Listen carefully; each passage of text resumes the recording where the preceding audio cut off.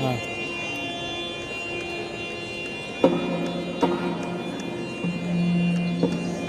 ಶ್ರೀ ಗುರುಗಣಾಧಿಪತೇ ನಮಃ.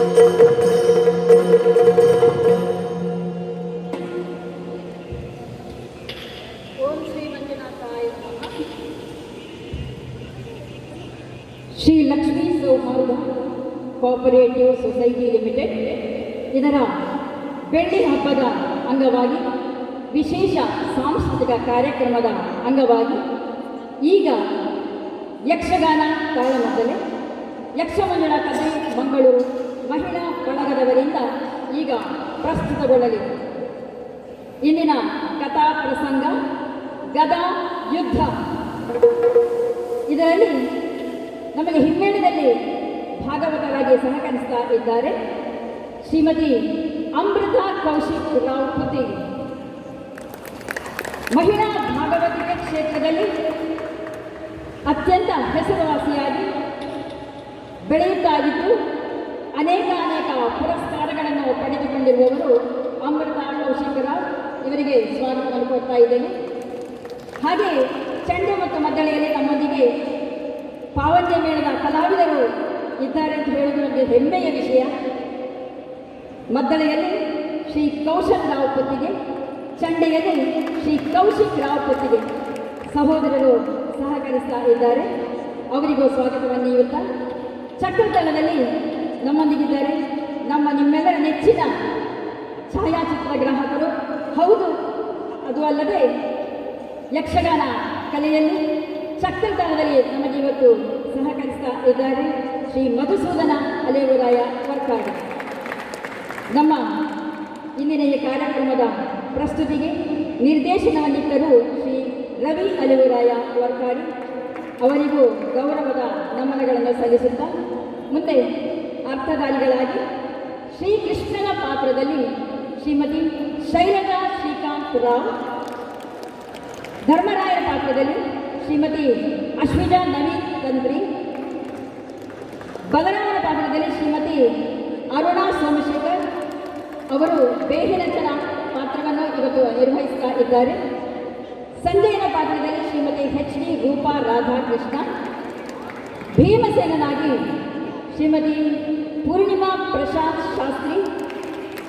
ಕೌರವನಾಗಿ ನಾನು ಶ್ರೀಮತಿ ಪೂರ್ಣಿಮಾ ಪ್ರಭಾಕರ್ ರಾವ್ ಪೇಜಾವರ ಇವತ್ತು ಈ ಪ್ರಸಂಗಕ್ಕೆ ಅರ್ಥವನ್ನು ಹೇಳುವುದರ ಮೂಲಕ ಈ ಪ್ರಸ್ತುತಿಯನ್ನು ನಿಮ್ಮ ಮುಂದೆ ಇಡ್ತಾ ಇದ್ದೇನೆ. ಲಕ್ಷ್ಮೀ ಸೌಹಾರ್ದ ಸೊಸೈಟಿಯ ಅಧ್ಯಕ್ಷರಾದ ಶ್ರೀ ರಾಘವೇಂದ್ರ ಶಾಸ್ತ್ರಿ ಅವರಿಗೆ, ಉಪಾಧ್ಯಕ್ಷರಾದ ಪ್ರೊಫೆಸರ್ ಎಂ ವಿ ಪುರಾಣಿಕ್, ಎಲ್ಲ ನಿರ್ದೇಶಕರಿಗೂ ಹಾಗೂ ನೌಕರ ವೃಂದದವರಿಗೂ, ಎಲ್ಲ ಕಲಾಭಿಮಾನಿಗಳಿಗೂ ಹಾಗೂ ಲಕ್ಷ್ಮೀ ಸೌಹಾರ್ದ ಈ ಕೋಆಪರೇಟಿವ್ ಸೊಸೈಟಿಯ ಸದಸ್ಯರಿಗೂ ಎಲ್ಲರಿಗೂ ನಮ್ಮ ಸಪ್ರೇಮ ಸ್ವಾಗತವನ್ನು ಕೋರುತ್ತಾ ಈಗ ನಿಮ್ಮ ಮುಂದೆ ತಾಳಮದ್ದಲೆ ಗದಾ ಯುದ್ಧ.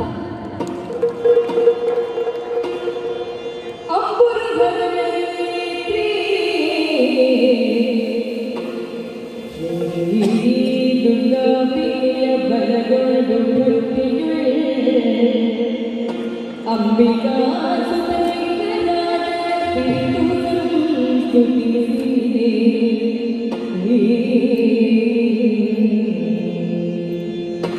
ಅಂಬುನಿಯ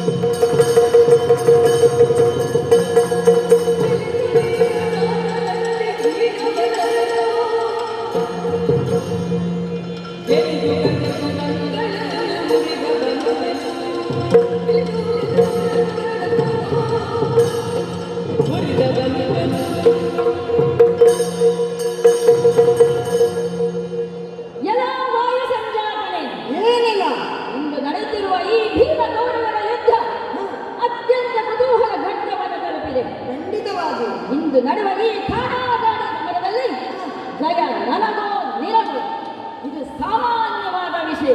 ಜಯ ನನಗೆ ಕಟ್ಟಿಟ್ಟ ಬುತ್ತಿ.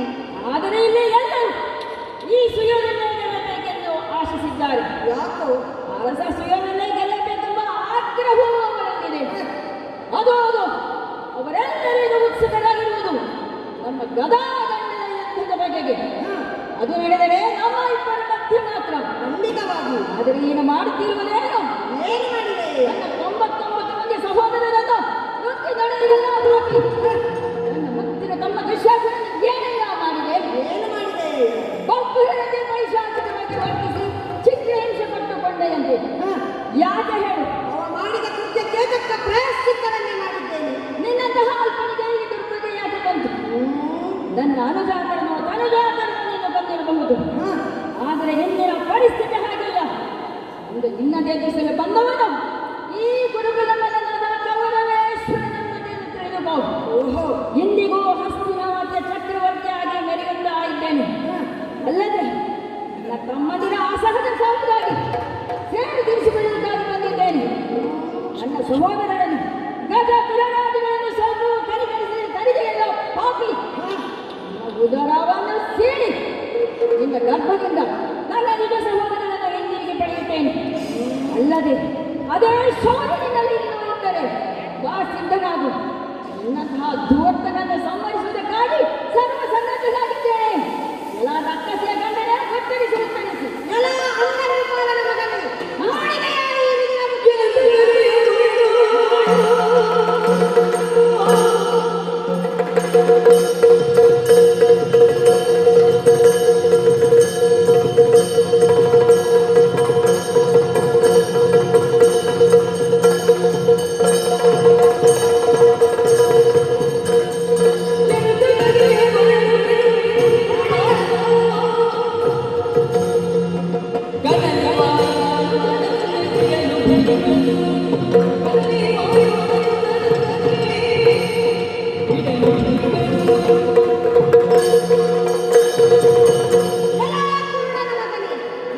ನನ್ನ ಕೈಯಲ್ಲಿರುವುದು ವಿರಾಟ ನಗರಲ್ಲಿ ಹಿಡಿದ ಅಡುಗೆ ಸೌಟಲ್ಲ. ನೋಡಿದೆಯಾ ಈ ಇದರ ಮುಖಿಯನ್ನು? ನಾನೇನಾದರೂ ಇದನ್ನು ಬೀಸಿದನೆಂದಾದರೆ ನಿನ್ನ ಹರಣಕೊಳ್ಳಲು ನನಗೆ ಹೆಚ್ಚು ಹೊತ್ತು ಬೇಡ. ಕೆಲವೇ ಕೆಲವು ಕ್ಷಣಗಳು ಸಾಕು. ನಿನ್ನ ತಮ್ಮಂದಿರು ಅಥವಾ ನಿನ್ನ ಪಕ್ಷದವರು ನೂರಾರು ಸಾವಿರಾರು ಸಂಖ್ಯೆಯಲ್ಲಿ ಬರಲಿ, ಅವರೆಲ್ಲರನ್ನು ಕ್ಷಣಾರ್ಥದಲ್ಲಿ ಕೊಂದುಕೊಳ್ಳುವುದೆಂದರೆ ನನಗದು ಕೇವಲ ಆಟವಷ್ಟೇ. ಈಗಾಗಲೇ ನಿನ್ನ 99 ಮಂದಿ ತಮ್ಮಂದಿರು ಹಾಗೂ ನಿನ್ನ ಮಕ್ಕಳು ನನ್ನ ಹುದ್ದೆಯಲ್ಲಿ ಅಡಗಿದ್ದಾರೆ. ಮಾತ್ರವಲ್ಲ, ಆ ಶೈಲಿಗೆ ಅಧಿಪತಿಯಾದ ಯಮನಿಗೂ ಅತಿಥಿಗಳಾಗಿದ್ದಾರೆ. ಕೆಲ ಕೌರವ ಅಲ್ಲಿ ಅವರಿಗೆ ನಿನ್ನ ಅಗತ್ಯ ಬಹಳ ಉಂಟಂತೆ. ಹಾಗಾಗಿ ನಿನಗಾಗಿ ಅರಸಾಡುವ ಅವರಲ್ಲಿಗೆ ನಿನ್ನನ್ನು ಹುಟ್ಟುತ್ತೇನೆ. ಎತ್ತಿದ ಈಗಾದ ಇಳಿಯುವುದರಂತೆ ಉಳಿದವರಂತೆ ನಿನ್ನದು ಇತಿಶ್ರೀಯಾಗುತ್ತದೆ. ನೆನಪಿರಲಿ, ನೆನಪಿರಲಿ. ಎಲ್ಲ ಭೀಮಸೇನ ಏನಿಲ್ಲ, ಕೆಲವು ವರ್ಗಕ್ಕೆ ಬಾಯಿ ಮಾತಾಡುವಂತೆ ಅವಕ್ಕೆಲ್ಲ ಈ ಗದಾ ದಂಡವೇ ಪ್ರಿಯ. ನನಗೂ ಹಾಗೆ ನನ್ನ ಈಗಲೇ ಮುಗಿಸಿ ಬಿಡುತ್ತೇನೆ ನಾನು. ರೋಗಿಗೆ ಕಹಿ ಔಷಧ ಪಥ್ಯವಾಗದು, ನಿನಗೂ ಅಷ್ಟೇ. ಹಿರಿಯರ ಹಿತನುಡಿಗಳು ಸಹ್ಯವಾಗುವುದಿಲ್ಲ. ನಿನಗೂ ನಿನ್ನ ಈ ಗದೆಯು ಉತ್ತರಿಸುತ್ತದೆ. ಬಾ ಮುಂದೆ.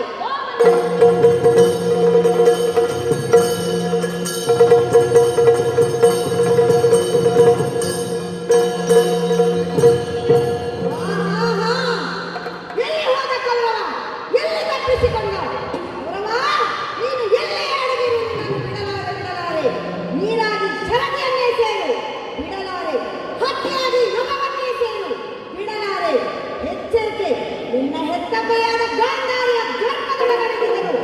ಅಲ್ಲಿಂದ ನಿನ್ನನ್ನು ಧನಧರನೆ ಎಳೆತಂದು ನಿನ್ನ ಹರಣ ಮಾಡದಿದೆ ಹೋದರೆ ನಾನು ಭೀಮಸೇನನೇ ಅಲ್ಲ, ಕುಂತಿ ಪುತ್ರನೇ ಅಲ್ಲ, ವಾಯು ಸಂಜಾತನೇ ಅಲ್ಲ. ಎಲ್ಲ ಕೌರವ, ನಿಲ್ಲು, ನಿಲ್ಲು, ನಿಲ್ಲು.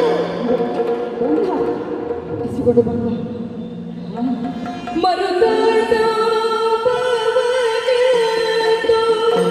ಮೊದಲಿಗೆ ಬರುತ್ತಿರೆನು. ಗುರುಮತಿಯು ಬಯದುಳಲಿ ಮರುಗಿ ಸರಿದೆಯಲಾದೆ ಮೊದಲಾಗಿ ಕಳೆದುಳಲಿ ಜರುಗಿತಾನೆ ಗಾಮಿಯಾಗಿ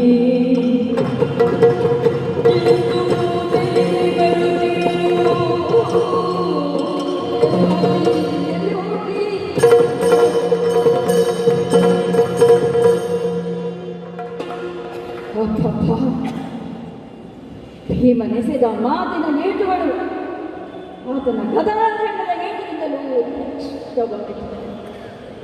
ಆತನ ಕಣ್ಣ ದೃಷ್ಟಿಯಿಂದ ತಪ್ಪಿಸಿಕೊಳ್ಳಲು ನಾನು ಸಾಹಸ ಪಡಬೇಕಾಯಿತು. ಅಯ್ಯೋ ಭೀಮಿನಿಗೆ ನನಗೆಂತಹ ಸೋಲನ್ನು ಗೋಷ್ಪಾದದ ಭೂಮಿಯನ್ನು ಪಾಂಡವರಿಗೆ ನೀಡಲಾರೆ. ಅದು ಬೇಕಾದರೆ ಬೇಡದ ಬಲದಿಂದ ಪಡೆಯಲಿ. ಇದು ನಾನು ಪಾಂಡವರಿಗೆ ಸಿದ್ಧವಂತ. ಆದರೆ ಏನಾಯಿತು? ಏನೇನು ಜನಬಲವಿಲ್ಲದಂತಹ ಪಾಂಡವರು ಕೇವಲ 7 ಅಕ್ಷೋಹಿಣಿ ಸೇನೆಯೊಂದಿಗೆ ಕುರುಕ್ಷೇತ್ರಕ್ಕೆ ಬಂದೇ ಬಿಟ್ಟರಲ್ಲ. ಕುರುಧಾವಣಿಯ ಯುದ್ಧದ ಪರಿಣಾಮವಾಗಿ ಒಂದು ಕ್ಷಣಕ್ಕಾದರೂ ನನ್ನ ಮುಖದಲ್ಲಿ ನಗುವನ್ನು ಧರಿಸಲಾಗದು. ಯಾವ ವೀರ ಯೋಧನೂ ಪಾಂಡವರಿಗೆ ಸಾಟಿಯಾಗಿ ನಿಲ್ಲಲಾಗಲಿಲ್ಲ. ಈ ಕ್ಷಣಕ್ಕೆ ನಾನೊಬ್ಬನೇ ಭೀತನಾಗಿ ಆ ಭೀಮನಿಗೆ ಹೆದರುತ್ತಾ ನನ್ನ ದೇಹವನ್ನು ಒಣಗಿಸುವ ಪ್ರಯತ್ನವನ್ನು ಮಾಡುತ್ತಾ ಇದ್ದೆ. ಆದರೆ ಅಡಗುವುದಾದರೂ ಎಲ್ಲಿ, ಹೇಗೆ? ಎಲ್ಲೆಲ್ಲೋ ನಾನೇ ಕಾಣಿಸಿಕೊಳ್ಳುತ್ತಾ ಇದ್ದೇನಲ್ಲ. ಕಾರಣ ದಾರಿ ಚಕ್ರವರ್ತಿ, ಸಾಮ್ರಾಟ ಮರುಕುಲೇಶ. ಆದರೆ ಈಗ ಹಿಂದೆ ಮುಂದೆ ಯಾರು ಇಲ್ಲ, ಅತ್ತ ಇತ್ತ ಯಾರೂ ಇಲ್ಲದೆ ಒಬ್ಬಂಟಿಗನಾಗಿ ನಡೆದಾಡುವ ಪ್ರಸಂಗ ಬಂತಲ್ಲ. ಅಯ್ಯೋ ಇದೆಯೇ, ಇಂತಹ ವೈಭವ ಇತ್ತು ಛತ್ರ ಚಾಮರಗಳ ನಿಂತ ಸೇವೆ. ಬೇಡಲೇನದ ಚಂದ್ರಚಾಮರಾದಿಲ್ಲ,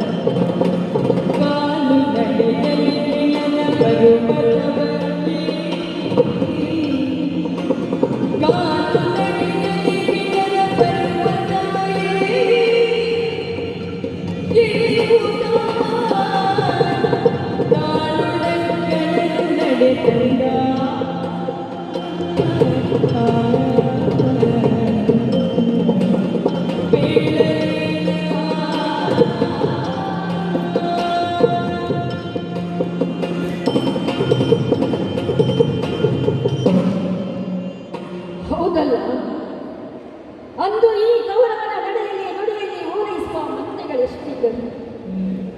ನಡೆವ ಹಾದಿಗೆ ಹೂವಿನ ಹಾಸಿಗೆ ಬಿರಿದು ಭಾವನೆಗಳನ್ನು ಹೇಳುತ್ತಾ ನಡುವ ಆ ಒಂದೇ ಮಾದರಿಗೆ ಏನು ಕೊರತೆ ಇತ್ತು? ಗೌರವೇಶ್ವರ ಆಹಾರವನ್ನು ಸ್ವೀಕರಿಸುವ ಎಂದು ಕಾಲ ಗಮನಕ್ಕೆ ಸರಿಯಾಗಿ ಆಹಾರವನ್ನು ಸಿದ್ಧಪಡಿಸಿ ಬಂಗಾರದ ತಟ್ಟೆಯಲ್ಲಿ ಉಣಪಡಿಸುವ ಆ ಮಂದಿಗಳಿಗೆ ಏನು ಕೊರತೆ ಇತ್ತು? ಛೇ, ಅಖಿಲ ಅನಾಥಕ್ಕೆ ದೊರೆಯಾಗಿ ಲಂಘಿಸಿದೆ. ಆದರಿಂದ ಸಾಮಂತರಿಲ್ಲ, ಧೀಮಂತರಿಲ್ಲ, ಓಲೈಸುವ ಮಂದಿಗಳಿಲ್ಲ. ಕೊನೆ ಪಕ್ಷ ನನ್ನ ಆತ್ಮೀಯ ಕೂಟದ ಮಿತ್ರರು ನನ್ನೊಂದಿಗೆ ಉಳಿದಿಲ್ಲ. ಇಂದು ನನ್ನ ಸ್ಥಿತಿ ಪಿತ್ತ ಕೆಣದ ಪರ್ವತವನ್ನೇ ಸಾಗುವಂತದ್ದು. ಛೇ, ಎಂತಹ ದುರ್ಭರ ಸನ್ನಿವೇಶಗಳು! ಯಾರಲ್ಲಿ? ನಮ್ಮ ದುಶ್ಯಾಸನ. ಛೇ, ನನಗೆ ಹೆಗಲಾಗಿ ನಿಂತು ನನ್ನ ಮಾತನ್ನು ಚಾಚೂ ತಪ್ಪಿಗೆ ಬಾಗಿಸಿದ ದುಶ್ಯಾಸನವೇ ಬಾಯಿಂದ ಕೈ ಬೀಸಿ ಕರೆಯುತ್ತಾ ಇದ್ದಾನಲ್ಲ. ಇದು ಕರ್ಣ ಸೇನಾಧಿಪತ್ಯವನ್ನು ವಹಿಸಿ ನಮಗಾಗಿ ಪ್ರಬಲ ಹೋರಾಟ ನೀಡಿ ಧಾರಣೆಯ ಮಣ್ಣಿನಲ್ಲಿ ಮಣ್ಣಾಗಿ ಹೋದನಲ್ಲ. ಇದು ಯಾರು? ಶಕುನಿ ಮಾವ. ಪಾಂಡವರ ಶ್ರೇಯಸ್ಸನ್ನೇ ಬಯಸಿ ನಿಮ್ಮ ಹಿತಕ್ಕಾಗಿ ಶ್ರಮಿಸಿದವರು ನೀವೇ ಅಲ್ಲವೇ? ಇದು ಅಕ್ಷಣ ಕುಮಾರ, ಈ ಮಗು ಅಭಿಮನ್ಯು. ಮಗು ಗುಣಕ್ಕೆ ಮತ್ಸರವಂತೆ ಹೇಳಿತು. ಚಂದ್ರವಂಶವನ್ನು ಬೆಳಗಿಸಿದಂತಹ ವೀರಾದಿ ವೀರನಲ್ಲವೇ? ಭಾರತಾಹವದಲ್ಲಿ ಭಾರತ ಕ್ಲಬ್ಧನಾಗಿ ಮೆರೆದೆ ಕಂದ. ಏನು ಮಾಡೋಣಗೆ? ನಿಮ್ಮೆಲ್ಲರ ಅಳಿವಿಗೆ ಪಾಂಡು ಸಂತಾನವೇ ಕಾರಣ. ನಮ್ಮಲ್ಲಿ 11 ಅಕ್ಷೋಹಿಣಿ ಸೇರಿದೆ. ವೀರಾದಿ ವೀರರಿದ್ದಾರಾದರೂ ಒಬ್ಬನೇ ಒಬ್ಬ ಪಾಂಡು ಸುತನದ ಕೊಲ್ಲಲಿಕ್ಕಾಯಿತು. ಇಲ್ಲ, ಈ 18 ದಿನದ ಯುದ್ಧದಲ್ಲಿ ಒಬ್ಬ ಧರ್ಮರಾಜ ಭೀಮ ಅರ್ಜುನ ಅಳಿದರೆ ಹಾಗೆಂತ ಪಾಂಡವ ಸೇನೆ ಬಹು ಸಂಖ್ಯೆಯಲ್ಲಿ ಅಳಿಯದಾದರೂ ಪಾಂಡವರೆಲ್ಲರೂ ಸುರಕ್ಷಿತರೇ ಆದರಲ್ಲ. ಇದಕ್ಕೇನರ್ಥ? ಪಾಂಡವರು ಬಲಿಷ್ಠರಲ್ಲೇ ಅರ್ಥವಲ್ಲವೇ? ಅಲ್ಲವೇ ಅಲ್ಲ. ಇದು ನನ್ನ ಪಾಡಿನ ದುರಾದೃಷ್ಟ. ದೇವರು ದೈವತ್ವ ಎಂಬುದು ಎಲ್ಲವೂ ಅವರಿಗೆ ಒಲಿಯಿತು. ಶತ್ರು ಪಕ್ಷಕ್ಕೆ ಒಳಿತಾಯಿತು. ಯಾವ ಬಲವಂತರೇನು ದೈವ ಬಲವಿಲ್ಲದ ಮೇಲೆ ಯಾವ ಸೇನೆ ಯಾವ ಸಂಪತ್ತು ಸಹಾಯಕ್ಕೆ ಬಾರದು. ದೈವ ಒಲಿಯಬೇಕು. ಆಗ ಹೊರಡು ಕುದುರುತ್ತದೆ, ಒಣಗಿದ್ದು ಹಸಿರಾಗುತ್ತದೆ, ಜಡತ್ವಕ್ಕೂ ಚೇತನ ಬರುತ್ತದೆ. ಇದೇ ನನ್ನ ನಿರೀಕ್ಷೆ. ಹಿಂದಲ್ಲ ನಾಳೆ ಕೌರವ ಪಕ್ಷ ಪೂಜೆ ಬಂದೇ ಬರುತ್ತದೆ. ಅದೇ ನಿರೀಕ್ಷೆಯಲ್ಲಿ ಆ ಪಾಂಡವರನ್ನು ನಾನು ನೋಡಿಕೊಳ್ಳುತ್ತೇನೆ. ಈ ಕಾಲದ ಗದೆಯನ್ನು ಹೆಗಲಿಗೆ ಇರಿಸಿಕೊಂಡು ಈ ರಣ ಧಾರುಣಿಯಲ್ಲಿ ರಕ್ತ ಸಿದ್ಧವಾದ ಈ ಹೆಮ್ಮಡವನ್ನು ದಾಟುತ್ತಾ ಭಾರವಾದ ಹೆಜ್ಜೆಯೊಂದಿಗೆ ಮುಂದುವರಿಯುತ್ತೇನೆಂದೇ ಮುಂದೆ ಏನಾಗುತ್ತದೆ ತಾತು ಗಿಡದೈ ತರುವ ಕುರುಕುಲನಾಥನನ್ನು ಕಾಣುತ್ತೆ ಸಂಜಯ. ಎಲ್ಲಿ ಹೋದ ಗುರುಕುಲೇಶ? ಕುರುಕುಲನಾಥನನ್ನು ಕಾಣುತ್ತೆ ಸಂಜಯ.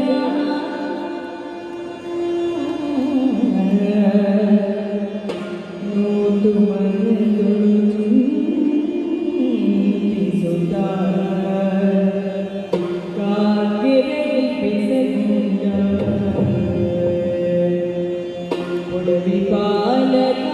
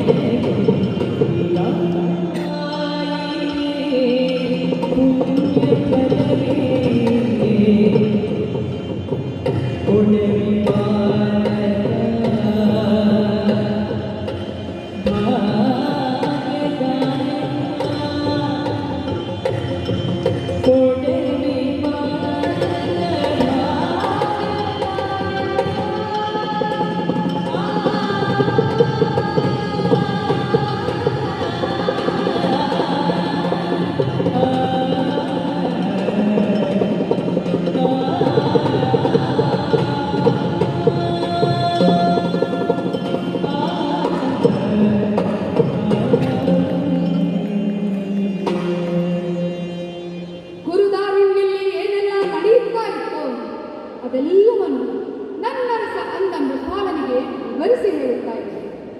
ಈ ಶ್ರದ್ಧೆಯನ್ನು ಭಗವಾನ್ ವೇದವ್ಯಾಸನೇ ನನಗೆ ಅನುಗ್ರಹಿಸಿದರು. ಇಂದು 18ನೇ ದಿನದ ಯುದ್ಧ. ಭೀಮ ಕೌರವರ ನಡುವೆ ಗದಾಯುದ್ಧ ಏರ್ಪಟ್ಟಿತ್ತು. ಒಪ್ಪಿದ ಗೂಳಿಗಳಂತೆ ಮಾರ್ಮಲಕ್ಕೆ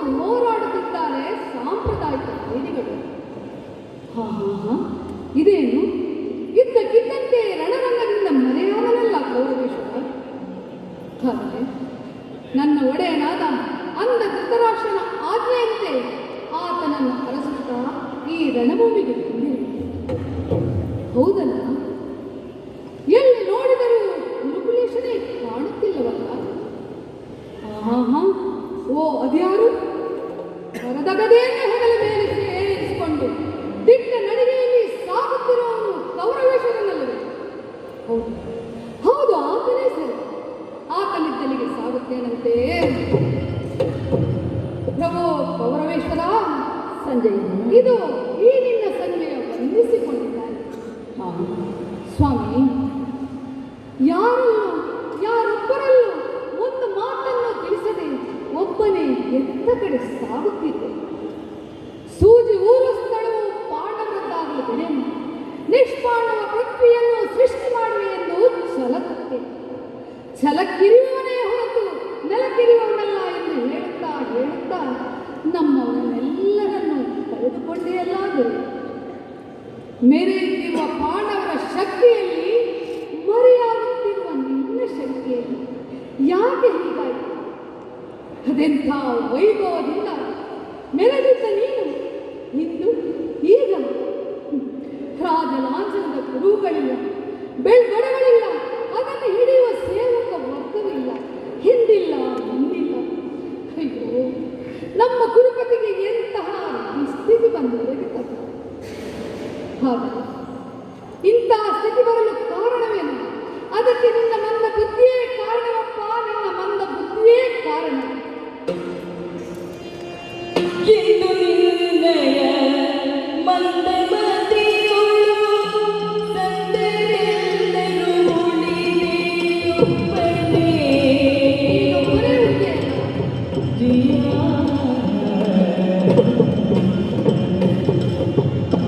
ಇಂದು ನಿನ್ನಯ ಮಂದಮತಿಯೊಳು ಸಂದರೆಲ್ಲರೂ ಉಳಿದೆಯೊಬ್ಬನೇ. ನೀನೊಬ್ಬನೇ ಉಳಿದೆ ಸ್ವಾಮಿ. ಮಂದಮಾತೆರುಣ ಶಿವ ಶಿವ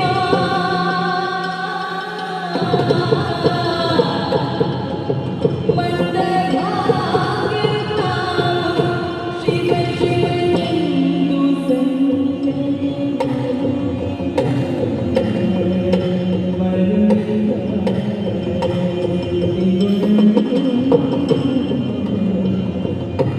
ಪುಣರಿ ಪಾಲಕ ಭಾಗ್ಯದಾಯಕ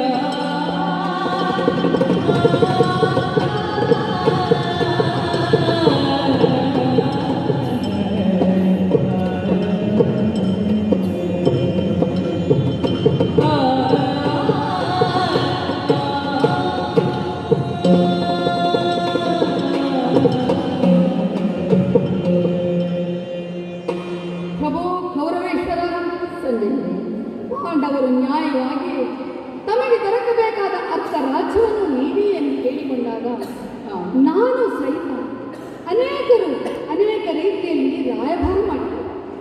ಆದರೆ ಎಲ್ಲವೂ ಮುರಿಯಿತು, ಯುದ್ಧವೇ ನಿಶ್ಚಯವಾಯಿತು. ಪರಿಣಾಮ ಪಾಂಡವ ಪಕ್ಷದ ಗೆಲುವು, ಸುಯೋಧನನ ಸೋಲು. ಎಂತೆಂಥ ವೀರರೆಲ್ಲ ಯುದ್ಧದಲ್ಲಿ ನಿನಗಾಗಿ ಹೋರಾಡಿ ಮಡಿದರೆ ಹೊರತು ಯುದ್ಧದಲ್ಲಿ ನಮಗೆ ಜಯವಾಗಲಿಲ್ಲವಲ್ಲ. ಅದೆಷ್ಟೋ ವೀರರು ಶೂರರು ಯುದ್ಧದಲ್ಲಿ ಮಡಿದಾಗಲು ನೀನು ಒಂದಿಷ್ಟು ವಿಚಲಿತನಾಗದೆ ನಿನ್ನ ಮಾತುಗಳೇ ಸರಿಯೆಂದು ವಾದಿಸುತ್ತಾ ಬಂದು ಈಗ ನೋಡು, ಈ ರಣರಂಗದಲ್ಲಿ ಏಕಾಗಿಯಾಗಿ ನಿಂತಿರುವೆಯಲ್ಲ. ಇದು ಯಾವ ರೀತಿಯ ಗೆಲುವು ಪ್ರಭು? ಹೇಳು, ಇದು ಯಾವ ರೀತಿಯ ಗೆಲುವು? ಇಲ್ಲ, ಇದನ್ನು ಸರಿಯಾಗಿ ವಿವೇಚನೆ ಮಾಡಿ ನೋಡಿದರೆ ಇದಕ್ಕೆ ನಿನ್ನ ಮಂದ ಬುದ್ಧಿಯೇ ಕಾರಣವೆಂದು ಯಾರು ಸ್ಥೂಲವಾಗಿ ನೋಡಿದಾಗಲೂ ಎದ್ದು ಕಾಣುವ ಅಂಶ. ಅರಸನ ಮಂದ ಮತಿಯಿಂದ ಏನೇ ಏರುಪೇರಾದರೂ ಮತ್ತೆ ಅದನ್ನು ಸುಸ್ಥಿತಿಗೆ ತರುವಂತಹ ಶಕ್ತಿ ಆತನ ಕೈಯಲ್ಲಿದೆ. ಆದರೆ ಇಲ್ಲಿ ಹಾಗಾಗಲಿಲ್ಲ. ಅವಿವೇಕದ ಕೈಯಲ್ಲಿ ಬುದ್ಧಿಯನ್ನು ಕೊಟ್ಟು ಎಲ್ಲವನ್ನೂ ಕಳೆದುಕೊಂಡೆ ಪ್ರಭು. ನೀನು ನಮ್ಮವರನ್ನೆಲ್ಲರನ್ನೂ ಕಳೆದುಕೊಂಡೆ. ಶಿವ ಶಿವ ಶಿವ ಶಿವ, ಯಾರನ್ನು ಏನೆಂದು ಹೇಳಲಿ? ನಾವೇ ಮಂದ ಭಾಗ್ಯರು ಸ್ವಾಮಿ, ನಾವೇ ಭಾಗ್ಯವಿಹೀನರು. ಸಂಜಯ, ಸ್ವಾಮಿ, ನನ್ನ ಸ್ಥಿತಿಯನ್ನು ಏನೆಂದು ಹೇಳಿ? ಏನಾಯಿತು? ಸಂಜೆಯೇ ಕೇಳು ಹೇಳು. ಆದಡೆ ಸಂಜೆಯೇ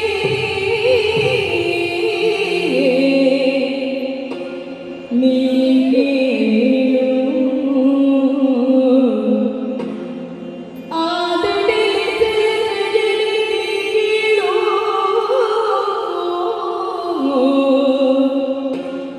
ಆದಿ ಸುಕೃತ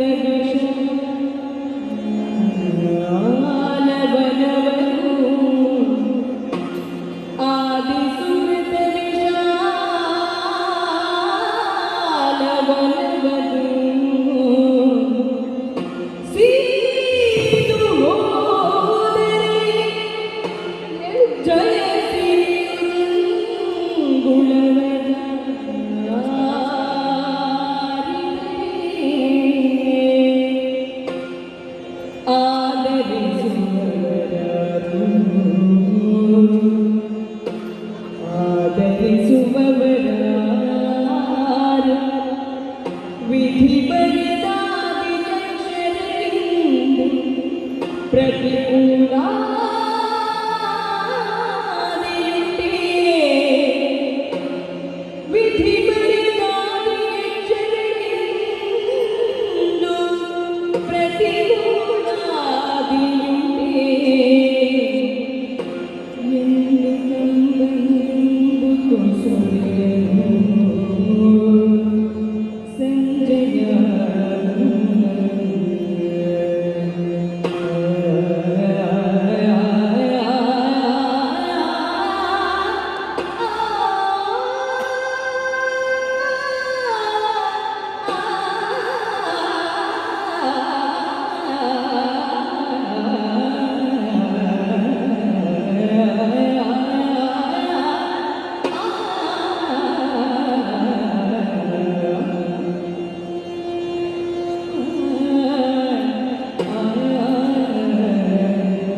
ಸಂಜಯ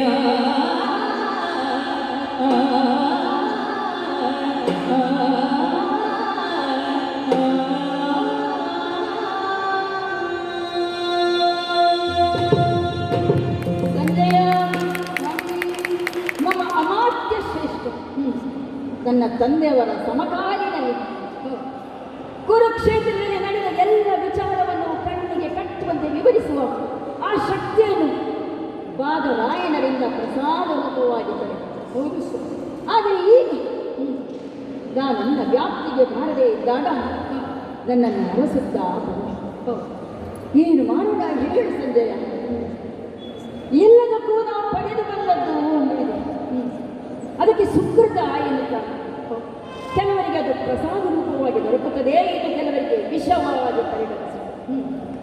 ಹೇಗೆ ಕಲಿಯ ಹೇಗೆ ವಿಶಾಲವಾದ ಕಾಡಿನ ಪ್ರದೇಶ. ಅಕಸ್ಮಾತ್ತಾಗಿ ಕಾಡ್ಗಿಚ್ಚು ಹರಡಿ ಒಣವಿಡಿ ಸುಟ್ಟು ಸುಡದನೆಯಾದರೆ ಹೀಗೆ ವರ್ತಿಸಿಸಲಿ ಅಸಾಧ್ಯ. ಇನ್ನೇನು ಜಯಲಲನ ಕೌರವ ಪಕ್ಷವನ್ನು ಸೇರಿದಳು ಎಂದಾಗ ಪಾಂಡವ ಪಕ್ಷಕ್ಕೆ ಹಾಲು.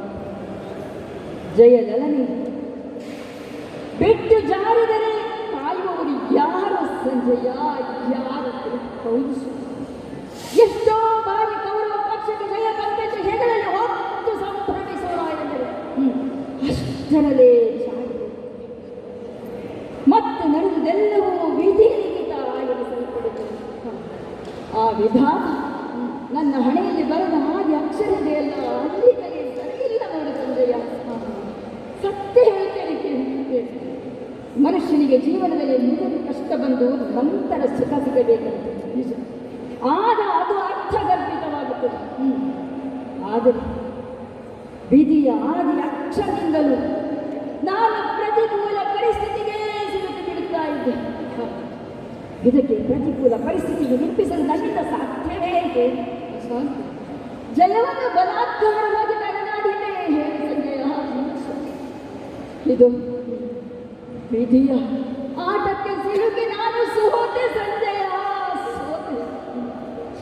ಆದರೆ ಇದರ ಇಷ್ಟಕ್ಕೆ ಏನು ಎಲ್ಲ ಸಂಜಯ, ಇದು ಅತ್ತ ಕಡೆಗೆ ಒಳಗೆ ನಡೆದು ಓಡುತ್ತಿರುವ ಜಯಲಲಿತೆಯ ಸಿರಿಮುಡಿಯನ್ನು ಹಿಡಿದೆಳೆದು ನನ್ನ ಕಾಲ ಬುಡದಲ್ಲಿ ಬಿದ್ದಿರುವಂತೆ ಮಾಡುತ್ತೇನೆ.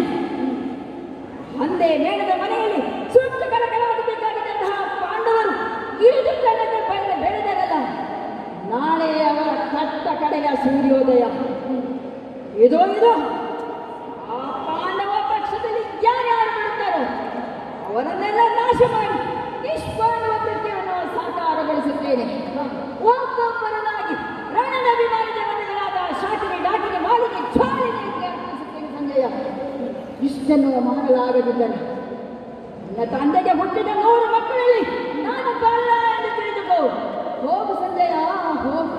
ಸ್ವಾಮಿ, ನೀನು ಈ ಹೊತ್ತಿನಲ್ಲೂ ಆಡುತ್ತಿರುವಂತಹ ಈ ಶೌರ್ಯದ ಮಾತುಗಳನ್ನು ಕೇಳಿ ನಾನು ಧೈರ್ಯವನ್ನು ತಂದುಕೊಂಡೆ. ಆದರೆ ಇಂದು ನಿನ್ನ ತಂದೆ ತಾಯಿಗೆ ನಿನ್ನ ಜೊತೆ ಸಪ್ತಪದಿಯನ್ನು ತುಳಿದಂತಹ ಭಾನುಮತಿಗೆ ಏನೆಂದು ಉತ್ತರಿಸಲಿ ಸ್ವಾಮಿ ಎಂದು ಮೊದಲು ತಿಳಿಸಿ. ಸಂಜಯ, ಈಗ ನನಗೆ ನಿನ್ನ ಅಗತ್ಯವಿದೆ. ಏನು? ತಂದೆ ಗತಿ ಧೈರ್ಯವನ್ನು ತಂದೆ ಗತಿ ಧೈರ್ಯವನ್ನು ತಾರತಮ್ಯದಿ ಬೀಡು. ಇಂದು ಜನನಿಗೆ ಇದನ್ನೆಲ್ಲ ತಿಳಿದು. ಇಂದು ಜನನಿಗೆ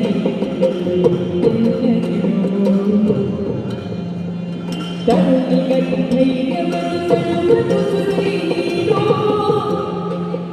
ತಂದೆ ಗತಿ ಧೈರ್ಯವನ್ನು ತರುವುದು ಸಿರೀಡು.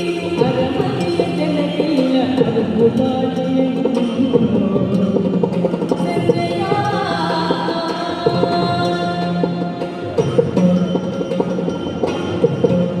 ಸಂಜಯ, ಕುರುಕ್ಷೇತ್ರದಲ್ಲಿ ನಡೆದ ಎಲ್ಲ ವಿಚಾರಗಳನ್ನು ಆಗುಹೋಗುಗಳನ್ನು ಸವಿಸ್ತಾರವಾಗಿ ನೀನು ನನ್ನ ಅಪ್ಪನಿಗೆ ವಿವರಿಸುತ್ತಾ ಇದ್ದೆ. ಈಗ ಅವರು ನಿನ್ನ ನಿರೀಕ್ಷೆಯಲ್ಲಿದ್ದಾನೆ. ಹೌದು ಸ್ವಾಮಿ. ಅದರಲ್ಲೂ ಪುರೋಹಿತನಾದ ನನ್ನ ಮೇಲೆ ಅವರಿಗೆ ವಿಪರೀತ ಪ್ರೀತಿ. ನಿಜ. ಹಾಗಾಗಿ ಹೋಗಿ ಹೇಳು, ಕೌರವೇಶ್ವರನ ಯುದ್ಧ ನಿರತನಾಗಿದ್ದಾನೆ, ಗೆದ್ದು ಬಂದು ಈ ರಾಜ್ಯವನ್ನು ಆಳುತ್ತಾನೆಂದು ಹೇಳಿ ಮಡದಿ ಭಾನುಮತಿ ಅಮ್ಮ ಗಾಂಧಾರಿಯರಿಗೆ ಇಲ್ಲಿ ನಡೆದ ಎಲ್ಲ ವಿಚಾರಗಳನ್ನು ಕಣ್ಣಿಗೆ ಕಟ್ಟುವಂತೆ ಸವಿವರವಾಗಿ ಹೇಳಿ ಅವರಲ್ಲಿ ಧೈರ್ಯವನ್ನು ತುಂಬಿ ನಾಳೆ ಈ ಛಲದಂಗ ಕೌರವ ಗೆದ್ದು ಬಂದು ರಾಜ್ಯವನ್ನು ಆಳುತ್ತಾನೆಂದು ಹೇಳಿ ಹೋಗು ಕೌರವ, ಹೋಗು. ಅವರಿಗೆ ಧೈರ್ಯವನ್ನು ಹೇಳಿ ಹುರಿದುಂಬಿಸು. ಸ್ವಾಮಿ, ನೀನು ಹೇಳುತ್ತಿರುವಂತಹ ಈ ವಿಚಾರಗಳೆಲ್ಲವೂ ನಾಳೆಗಳು. ಆದರೆ ಆ ದೂತ ಭೀಮನಿಂದ ಪಾಂಡವರಿಂದ ತಪ್ಪಿಸಿಕೊಳ್ಳುವ ಬಗೆ ಹೇಗೆ ಸ್ವಾಮಿ? ಸಂಜಯ, ಆ ಧೂರ್ತನ ಭೀಮನ ಕೈಯಿಂದ ಅಡಗಲೇಬೇಕು. ಆದರೆ ಅಡಗುವುದಾದರೂ ಎಲ್ಲಿ, ಹೇಗೆ, ಎಲ್ಲಿ? ಎಲ್ಲೆಲ್ಲೂ ನಾನೇ ಕಾಣಿಸಿಕೊಳ್ಳುತ್ತಾ ಇದ್ದೇನಲ್ಲ. ಹೌದು ಸ್ವಾಮಿ. ಹಾಗಾಗಿ ಒಂದು ಒಳ್ಳೆಯ ಸ್ಥಳವನ್ನು ಆಯ್ದಿದ್ದೇನೆ. ಎಲ್ಲಿ? ಕುರುಧಾರಣೆಯ ಸಮೀಪದಲ್ಲೇ ಇದೆಯಲ್ಲ ಸರೋವರ, ದ್ವೈಪಾಯನ ಸರೋವರ. ಅಜ್ಜನಿಂದ ಜಲಸ್ತಂಭನ ವಿದ್ಯೆಯನ್ನು ಕಲಿತೆ. ಅವನಿಗೂ ಅದು ತಿಳಿದಿದೆ. ಹಾಗಾಗಿ ಸಂಜಯ, ಈ ರಾತ್ರಿಯೊಂದನ್ನು ನಾನಿಲ್ಲಿ ಕಳೆದೆಂದಾದರೆ ನಾಳೆ ನಮ್ಮದೇ ದಿನ ಸಂಜಯ, ನಮ್ಮದೇ ದಿನ. ಸಂಜಯ, ನೀನು ಹೆಚ್ಚು ಹೊತ್ತು ನಾವಿಲ್ಲಿ ಮಾತನಾಡುತ್ತಾ ಇರುವುದನ್ನು ಯಾರಾದರೂ ಕಂಡರೂ ಕಷ್ಟವೇ. ಹಾಗಾಗಿ ನೀನೇನು ಹೊರಡಬಹುದು. ನಾಳೆ ಈ ಪುರದರಸನ ಸ್ವಾಗತಕ್ಕಾಗಿ ಸಕಲ ಸಿದ್ಧತೆಗಳನ್ನು ನಡೆಸು. ನನ್ನೆಡೆಗೆಯಂತೆ ಎಲ್ಲವೂ ಸರಿಯಾಗಿ ನಡೆದರೆ ನಾಳೆ ಕಾಣೋಣ ಸಂಜಯ, ನಾಳೆ ಕಾಣೋಣ. ನಿನ್ನ ಆಜ್ಞೆಯಷ್ಟೇ ಆಗಲಿ ಸ್ವಾಮಿ. ಹಾಗಾದರೆ ನಾಳೆ ನಿನ್ನ ದರ್ಶನವನ್ನು ನಿರೀಕ್ಷಿಸದೆ ಸಂಜಯ, ಸ್ವಾಮಿ. ವಿಧಿಯ ಅಂತಿಮ ವಿದಾಯವೋ ನಾನು ವಿಧಿಯ ಸಂಜಯ.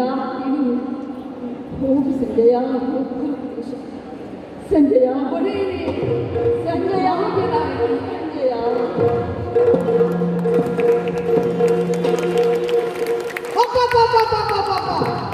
ಆ ಪಾಪಿ ಕೌರವನನ್ನು ಕುರುಕ್ಷೇತ್ರದ ಒಂದಂಗಲವೂ ಬಿಡದೆ ಹುಡುಕಾಡಿ ದಣಿದು ಹೋದೆ. ಆದರೆ ಎಲ್ಲೂ ಆತನ ಸುಳಿವೇ ಇಲ್ಲವಲ್ಲ. ಹಾಗಾದರೆ ಎಲ್ಲಿ ಹೋದ ಆತ? ಒಂದೊಮ್ಮೆಗೆ ಆತನೇನಾದರೂ ನನ್ನ ಕೈಗೆ ಸಿಗಬೇಕು. ಈ ರುದಿರ ಮುಖಿಯನ್ನು ಬೀಸಿ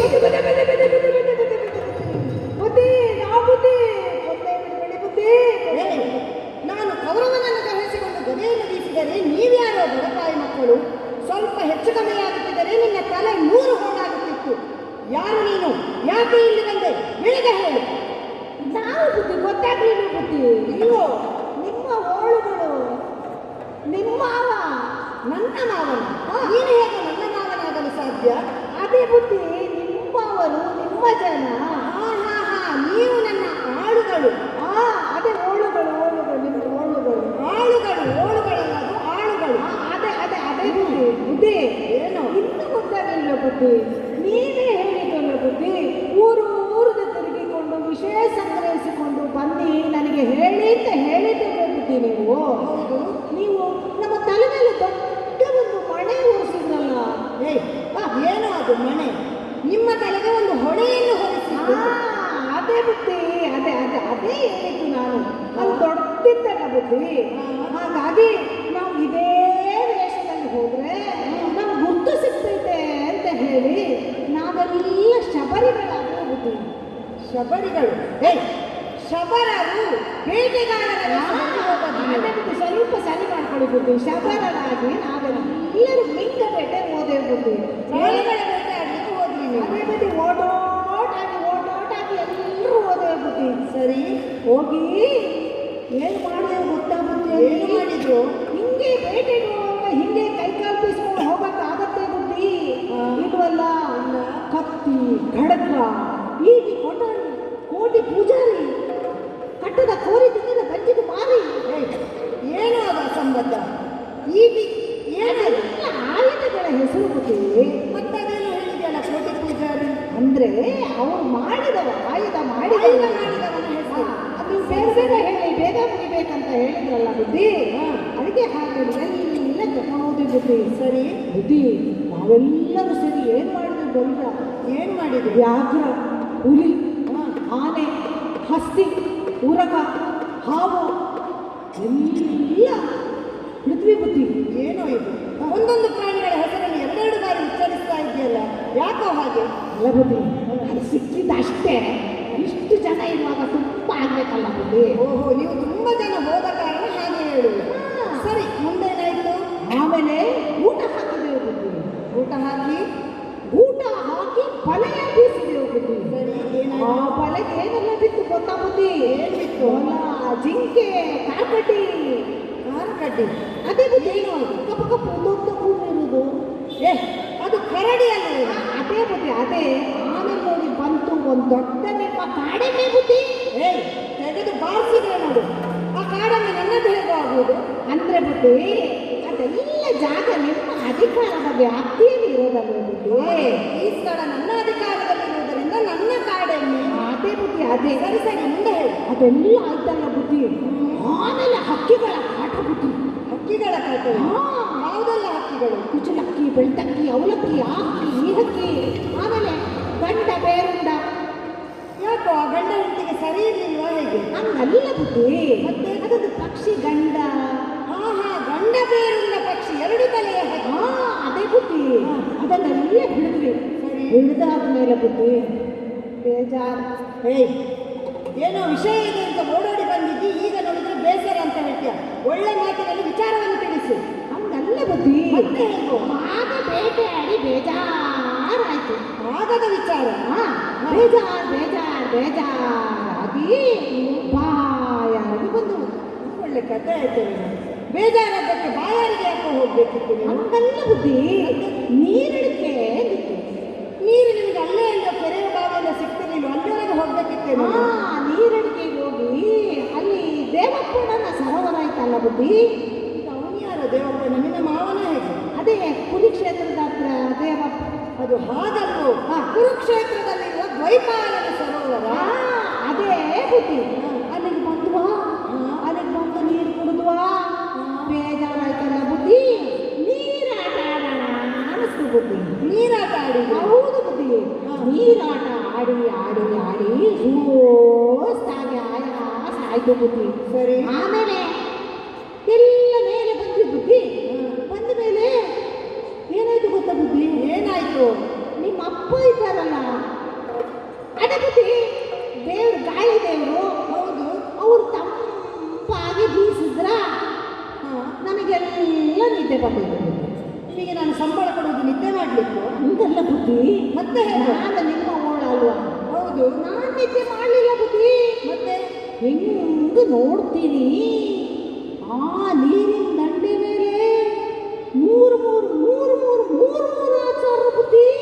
ಮೂವರಾಚಾರ್ಯ. ಆ, ಕೃತವರ್ಮಾಗ ಬರುವಿಲ್ಲ ನೋಡು.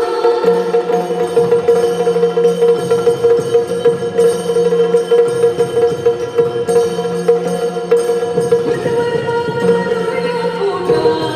ಹೌದೇ? ಹೌದೇ?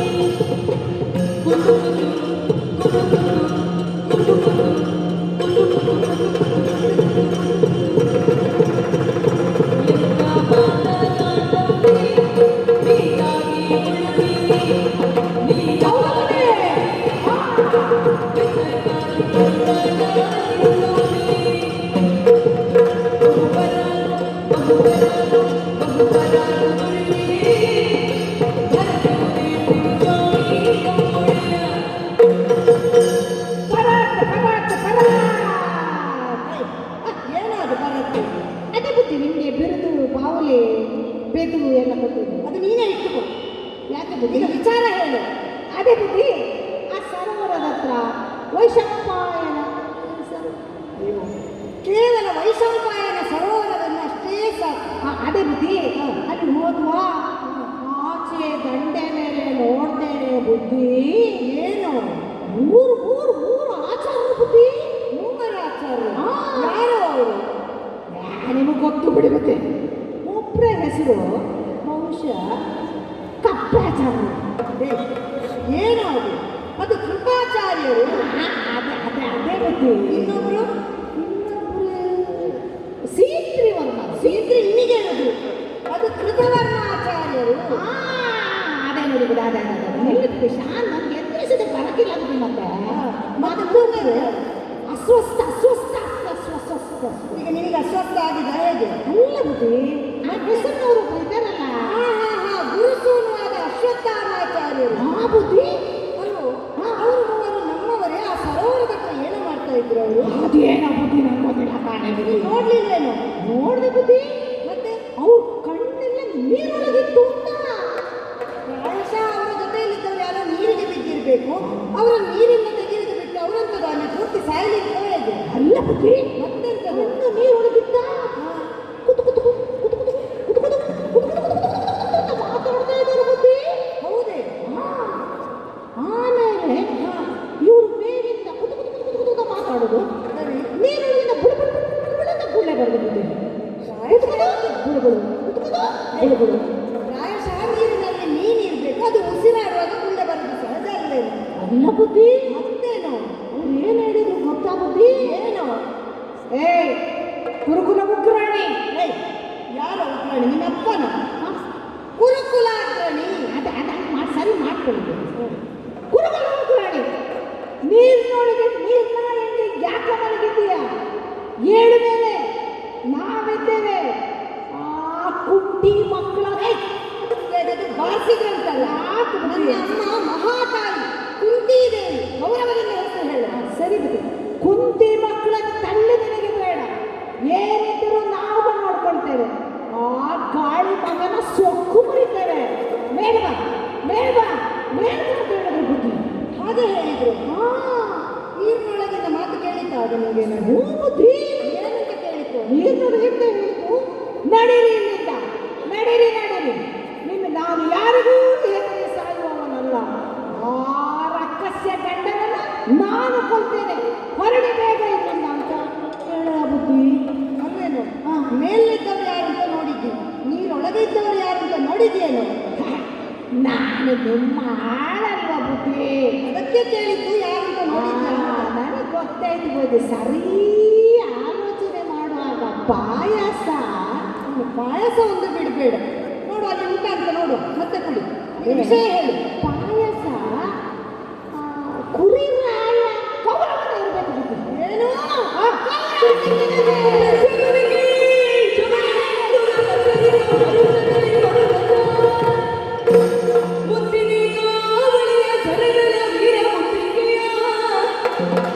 ವಿದ್ಯೆ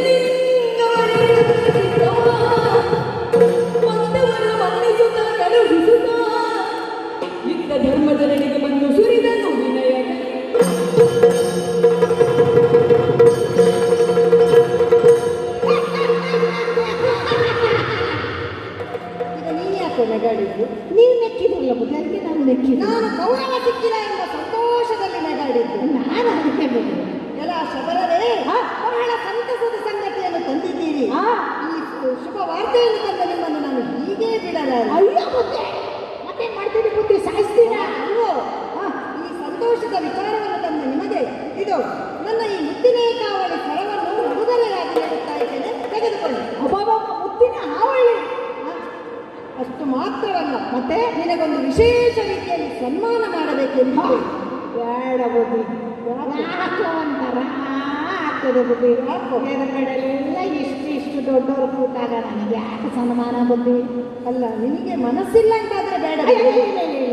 ನಿಮ್ಗೆ ಸಂತೋಷಕ್ಕೆ ಕೊಡುವುದಲ್ಲ ಬುದ್ಧಿ. ಆದರೆ ಒಂದು ಬುದ್ಧಿ, ಏನು? ಕುಕ್ಕು, ಚಿಕ್ಕು, ದೊಡ್ಡ ಚಕ್ಕು ಒಂದು ಇದೆ ಬುದ್ಧಿ.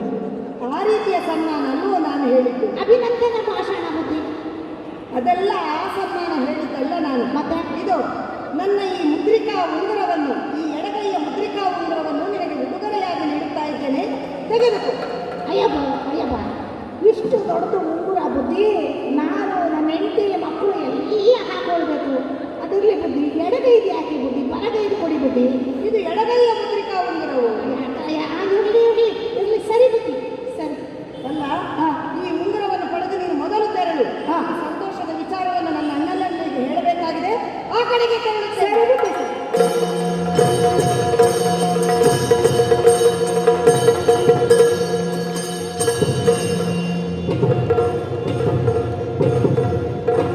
ನನ್ನದೇವ, ಮೊತ್ತ ಮೊದಲಾಗಿ ನಿನ್ನ ಪಾದಾರವಿಂದಗಳಿಗೆ ವಂದಿಸಿಕೊಂಡಿದ್ದೇನೆ ಅಣ್ಣ. ಅಣ್ಣ, ಇದುವರೆಗೆ ಗದಾಯುಧದಲ್ಲಿ ಗೆಲುವರಿಯದೆ ತಪ್ಪಿಸಿಕೊಂಡ ಕೌರವನನ್ನು ಕುರುಕ್ಷೇತ್ರದ ಒಂದಂಗುಲವೂ ಬಿಡದೆ ಹುಡುಕಾಡಿ ಗಣಿದು ಹೋದೆ ಅಣ್ಣ. ಆದರೆ ಇದೀಗ ಧರ್ಮೋ ರಕ್ಷತಿ ರಕ್ಷಿತ ಎಂಬ ಪದದಂತೆ ಆ ಕೌರವ ಇಲ್ಲಿ ಅಡಗಿದ್ದಾನೆ ಎಂಬ ಮಾತು ನನ್ನ ದೇಹಿನ ಕರರಿಂದ ವಿಚಾರ ತಿಳಿಯಿತಣ್ಣ. ಹೌದೇ? ತಡ ಮಾಡಬೇಡ, ಹೊರಡಣ್ಣ, ಹೊರಡು. ಈ ಕ್ಷಣವೇ ಆ ಕೌರವನನ್ನು ನೀರಿನಿಂದ ಹೊರಗೆಳೆದು ಹರಣ ಮಾಡಬೇಕಾಗಿದೆ. ಹೊರಡಣ್ಣ, ಹೊರಡು. ಭೀಮಸೇನ, ಏನಣ್ಣ? ಅವಸರ ಮಾಡಬೇಡ ಭೀಮಸೇನ. ಯಾಕಣ್ಣ, ಯಾಕೆ ತಡೆಯುತ್ತಾ ಇದ್ದೆ? ಅವಸರವೇ ಅಪಘಾತಕ್ಕೆ ಕಾರಣ. ಹಾಗಾಗಿ ಸಮಾಧಾನಿಸು ಭೀಮಸೇನ. ನಾವು ಇದರ ಪರಿಹಾರಕ್ಕಾಗಿ ನಮ್ಮ ಸ್ವಾಮಿ ಶ್ರೀಕೃಷ್ಣನನ್ನೇ ಪ್ರಾರ್ಥಿಸೋಣ. ಎಲ್ಲರೂ ಸೇರಿ ಆತನಲ್ಲೇ ಮೊರೆ ಹೋಗೋಣ. ಹಾಗೇ ಆಗಲಿ ಅಣ್ಣ.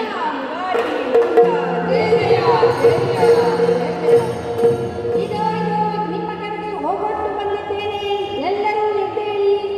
ಭಗವಂತ, ನಿನ್ನ ಪಾದಾರವಿಂದಗಳಿಗೆ ಪ್ರಣಾಮಗಳು ಸ್ವಾಮಿ. ಪಾಂಡವರೇ, ಸ್ವಾಮಿ, ಇದೇನಿದು? ನನ್ನನ್ನು ಈ ರೀತಿಯಾಗಿ ಪ್ರಾರ್ಥಿಸಿಕೊಂಡಿದ್ದೀರಲ್ಲ, ಇದರ ಹಿಂದಿನ ಉದ್ದೇಶವಾದರೂ ಏನು ತಿಳಿಸುವಿರಾ? ದೇವರೇ, ನಮ್ಮ ಬದುಕಿನ ಸೂತ್ರಧಾರನೆ ಈಗೊಂದು ಸಮಸ್ಯೆ ಎದುರಾಗಿದೆ ಸ್ವಾಮಿ. ಸಮಸ್ಯೆ? ಇದರ ಪರಿಹಾರಕ್ಕಾಗಿಯೇ ನಿನ್ನನ್ನು ನೆನವರಿಕೆ ಮಾಡಿಕೊಂಡಿದ್ದೇವೆ. ಸ್ವಾಮಿಯ ಮಾತಾ ಲೋಕ ವಿಖ್ಯಾತ ಸ್ವಾಮಿಯ ಮಾತಾ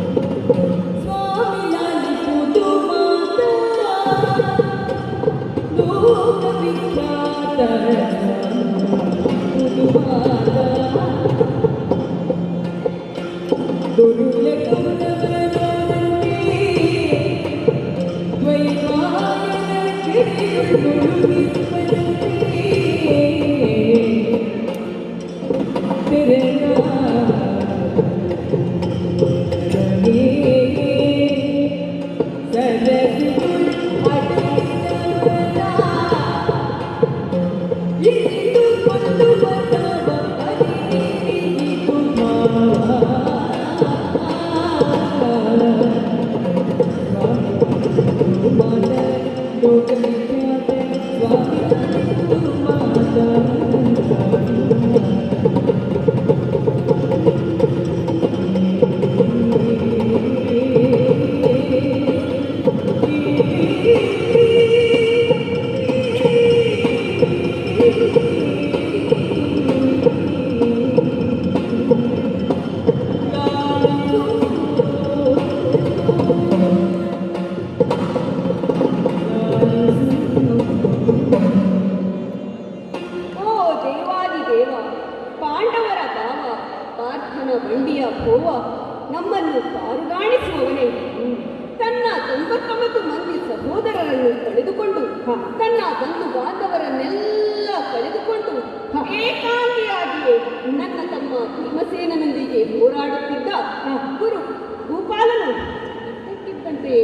ಹಾಳಾಗಿ ಹೋದ. ಹಾ ಆತ ಎಲ್ಲಿದ್ದಾನೆ ಎಂದು ಹುಡುಕುತ್ತಿರುವ ಸಂದರ್ಭ ಹಾ ದ್ವೈಪಾಯನ ಸರೋವರದಲ್ಲಿ ಅಡಗಿ ಕುಳಿತಿದ್ದಾನೆ ಎಂಬ ವಾರ್ತೆಯು ಬೇಹಿನ ಚರವಿಂದ ತಿಳಿದು ಬಂತು ಸ್ವಾಮಿ.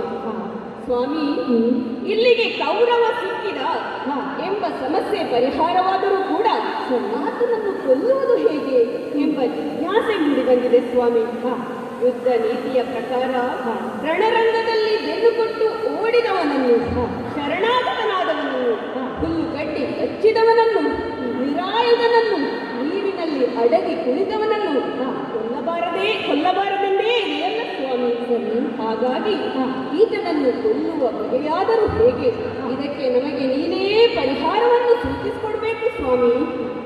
ಪಾಂಡವರೇ, ಸ್ವಾಮಿ, ನಿಮ್ಮ ಸಮಸ್ಯೆ ಸರಿಯಾಗಿ ಇದೆ. ಆದರೆ ಅದಕ್ಕೆ ಪರಿಹಾರವೂ ಉಂಟು. ಏನು ಸ್ವಾಮಿ? ನನ್ನ ಮಾತನ್ನ ಕೇಳುವಿರಾ?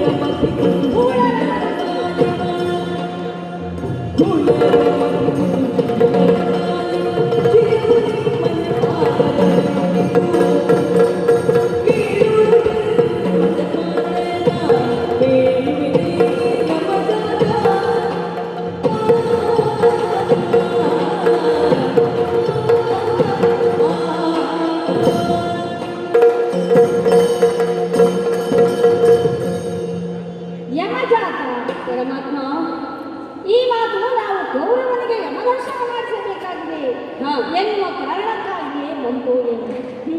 ಗೂಢನಾದ ಗೌರವ ಬದುಕಿಗಾಗಿ ನಿರನ್ನಾಶ್ರಯಿಸಿದ್ದಾನೆ. ಆತನನ್ನು ಕೊಲ್ಲುವ ಬಗೆಯುಂಟು. ಹೌದು ಈ ಸ್ವಾಮಿ. ರೀತಿಯ ಪ್ರಶ್ನೆಗೆ ನಾನು ಹಲವಾರು ಬಾರಿ ಯುದ್ಧರಂಗದಲ್ಲಿ ಉತ್ತರ ಹೇಳಿದ್ದೇನೆ. ಇರಲಿ, ಈಗ ಕೇಳಿ. ವೈರಿಗೆ ಆಪತ್ತು ಬಂದಾಗಲೇ ಆತನನ್ನು ನಿವಾರಿಸಿಕೊಳ್ಳುವುದು ರಾಜನೀತಿ. ಯುದ್ಧ ನೀತಿಯೂ ಹೌದು. ದುಷ್ಟರನ್ನು ನಿಗ್ರಹಿಸಿ ಸಜ್ಜನರಿಗೆ ಬದುಕುವ ಹಕ್ಕನ್ನು ನೀಡುವ ಬಿರುದು ಮೃಪಾಲರಾದ ನಿನಗೇ ಇದೆ. ಹೀಗಿರುವಾಗ ಆ ಕೌರವ ಯಾರು? ದುಷ್ಟ, ಅಧಮರಲ್ಲಿ ಅಧಮ, ಲಂಪಟ, ನೀಚ ಎಲ್ಲವೂ ಹೌದು. ಅಲ್ಲದೆ ಪಾಂಡವರೇ, ಆತನನ್ನು ಕೊಲ್ಲಲೇಬೇಕಾದ ಕಾರಣವೂ ಇದೆ. ಏನು ಸ್ವಾಮಿ? ಯಾಕೆ ಬಲ್ಲಿರ? ಈ ಹಿಂದೆ ನಿಮಗಾಗಿ ಏನೆಲ್ಲ ಅನ್ಯಾಯವನ್ನು ಮಾಡಿದ್ದಾನಾದ. ಹೌದು. ನೆನಪಿದೆಯೇ ನಿಮಗೆ? ಕಪಟದ ಜೂತವನ್ನಾಡಿ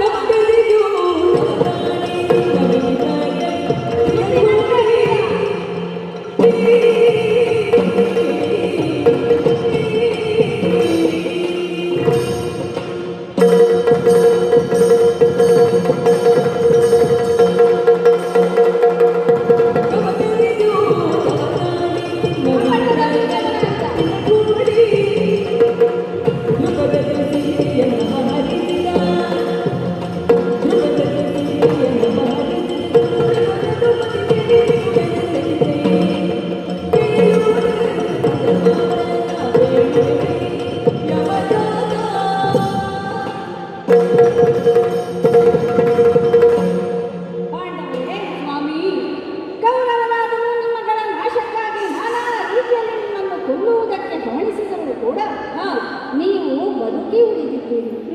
ಅದು ನಿಮ್ಮ ಸುಯೋಗ. ಭೀಮಸೇನನ ಎಳಸುಪ್ರಾಯದಲ್ಲಿಯೇ ಆತನಿಗೆ ವಿಷಪ್ರಾಶನವಾಯಿತು. ಅದರಿಂದಲೂ ಆತ ಬದುಕಿ ಉಳಿದ. ಅದು ನಿನ್ನ ಕೃಪಾದೃಷ್ಟಿಯಲ್ಲವೇ ಸ್ವಾಮಿ? ನಿಮ್ಮೆಲ್ಲರನ್ನು ಆತ ಬೆಂಕಿಯಲ್ಲಿಕ್ಕಿ ಕೊಲ್ಲಲು ಪ್ರಯತ್ನಿಸಿದ. ಅದರಿಂದಲೂ ನೀವು ಪಾರಾದಿರಿ. ಅದು ನಿನ್ನ ದಯೆಯಲ್ಲವೇ ಸ್ವಾಮಿ. ಇಂದ್ರಪ್ರಸ್ಥದ ಭೂಕನಕಾದಿಗಳನ್ನು ಆಟದ ಮೂಲಕ ಸೆಳೆದ, ಕಪಟದ ಜೂತವನ್ನಾಡಿದ, ಉಪಾಯಾಂತರದಿಂದ ನಿಮ್ಮನ್ನೆಲ್ಲ ಕಾರಣಕ್ಕೆ ಅಟ್ಟಿದಂತಹ ಮೂರ್ಖನಾದ. ಹೌದು. ಕುಲವಧುವಿನ ಮಾನ ಕಾಪಾಡಬೇಕಾದವನೇ ಮನೆಯ ಸೊಸೆಯ ಸೆರಗಿಗೆ ಕೈ ಹಾಕಿದ. ಹೌದು ಸ್ವಾಮಿ. ಬಳಿಕ ಯುದ್ಧದ ಮೂಲಕವೂ ನಿಮ್ಮನ್ನು ನಾಶಪಡಿಸುವುದೇ ಆತನ ಉದ್ದೇಶವಾಗಿತ್ತು. ಯಾವ ಆತನು ವಿಷದಿಂದ ಬೆಂಕಿ ಬುದ್ಧಿಯಿಂದ ಪರದನ ಅಪಹಾರದಿಂದ ಮಾನಿನ್ಯ ಮಾನ ಕೆಡಿಸುವ ಯತ್ನದಿಂದ ಇತರರನ್ನು ಪೀಡಿಸುತ್ತಾನೋ ಆತ ಆತ ತಾಯಿ ಎನಿಸಿಕೊಳ್ಳುತ್ತಾನೆ. ಆತ ತಾಯಿಗಳನ್ನು ವಿಚಾರಣೆ ಇಲ್ಲದೆ ಕೊಲ್ಲಬಹುದು ಎನ್ನುವುದು ಶಾಸ್ತ್ರದಲ್ಲೇ ಹೇಳಿದೆ. ಹಾಗಾಗಿ ಇಷ್ಟೆಲ್ಲ ಅನ್ಯಾಯವನ್ನು ಮಾಡಿದಂತಹ ಆ ಕೌರವನನ್ನು ನೀವು ನಿಸ್ಸಂದೇಹವಾಗಿಯೇ ಕೊಲ್ಲಬಹುದು. ಸ್ವಾಮಿ, ಏನೇ ಆದರೂ ಆತ ನಮ್ಮ ಸಂಬಂಧಿಯಲ್ಲವೇ ಸ್ವಾಮಿ? ಧರ್ಮರಾಯ, ನೀನಾಡುತ್ತಾ ಇರುವುದು ಸರಿಯಾಗಿಯೇ ಇದೆ.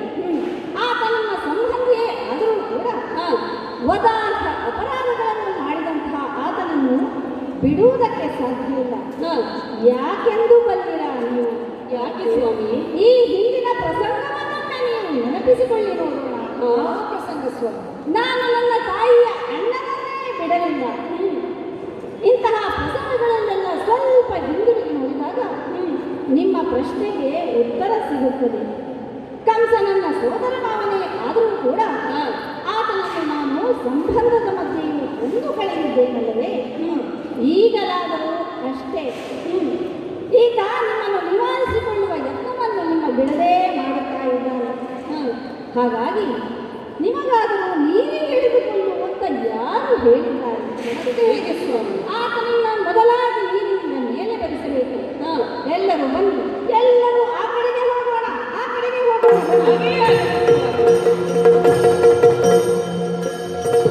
ಸ್ವಾಮಿ ಸ್ವಾಮಿ, ನಾನು ಬಂದದ್ದು ಬಹಳಷ್ಟು ತಡವಾಯಿತು ಸ್ವಾಮಿ. ಆ ಕೌರವ ಈಗಾಗಲೇ ನೀರಿನಿಂದ ಮೇಲೆದ್ದು ಹೋಗಿ ಆಗಿದೆ. ಈಗ ಏನು ಮಾಡೋಣ ಸ್ವಾಮಿ? ಇಲ್ಲಪ್ಪ, ಇಲ್ಲೂ ಆತ ನಮ್ಮನ್ನು ಮೋಸಪಡಿಸುವ ನಾಟಕವನ್ನು ಆಡುತ್ತಾ ಇದ್ದಾನೆ. ಏನು ಮೋಸ? ಹಿಂದಕ್ಕೆ ನಡೆಯುತ್ತಾ ಹೋಗಿ ಆತ ನೀರಿನೊಳಗೆ ಮುಳುಗಿದ್ದಾನೆ. ಓಹೋ, ಇಂತಹ ಹೆಜ್ಜೆಗಳನ್ನು ನೀವು ನೋಡಿ ಹಿಂದಿರುಗಲಿ ಎಂದು ಆತ ಈಗ ಕಾಯುತ್ತಾ ಇದ್ದಾನೆ. ಇರಲಿ ಇರಲಿ, ಆತನನ್ನು ಮೊದಲು ಈಗ ನೀರಿನಿಂದ ಹೊರಬರಿಸಬೇಕಲ್ಲ. ಯಾರು? ಪಾಂಡವರಲ್ಲಿ ಹಿರಿಯವನಾದ ಧರ್ಮರಾಯ ಮೊದಲು ಕರೆಯಲಿ. ಬಂದರೂ ಬಂದಾಗ ನೋಡೋಣ. ಹಾಗೆಯೇ ಆಗಲಿ ಸ್ವಾಮಿ. ಕೌರವ, ಕೇಳು ಕೌರವ ಪುತ್ರ ಮಿತ್ರಾದಿ ಬಾಂಧವ ಜಾಲವನ್ನು ಸಂಗರಲಿಗೆ ಬೀಳಲು ಬಹುದೇನು ಬೀಳಲು ಬಹುದೇನು ಈ ಸರೋವರಗಳು ಏಳಿದ್ದ ಬಾರಯ್ಯ ಮುಗರಿ ಕೇಳು.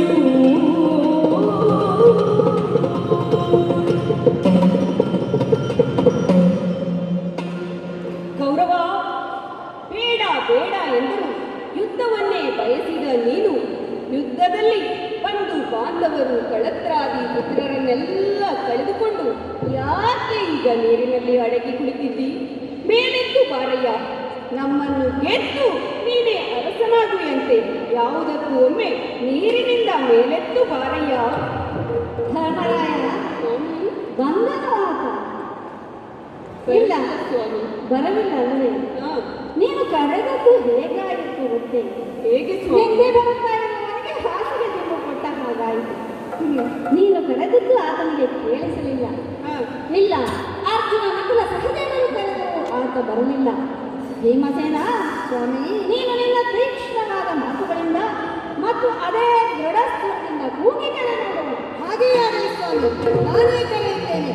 ಎಲ್ಲಾ ಕುರುಕುಲಗಂಡ ಶ್ರೇಷ್ಠ ವಂಶಕ್ಕೆ ಪ್ರಾಣಿ ಸಮಾನನಾಗಿ ಬದುಕುತ್ತಿರುವ ಕೌರವ, ಬಾ, ಬಾ, ಬಾ.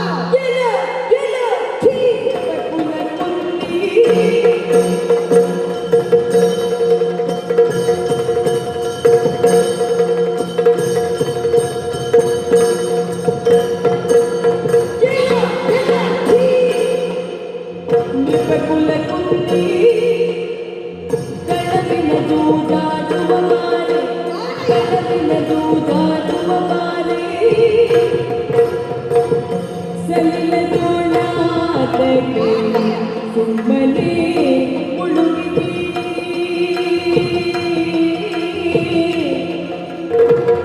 ಸಲಿಲದೊಳು ಯಾಕೆ ಸುಮ್ಮನೆ ಮುಳುಗಿ ಸುಲಿದೈದು ಮನದ ಸೀರೆಯ ಸುಲಿದೈದು ಮನದ ಸೀರೆಯ ಪಟ ಪಟ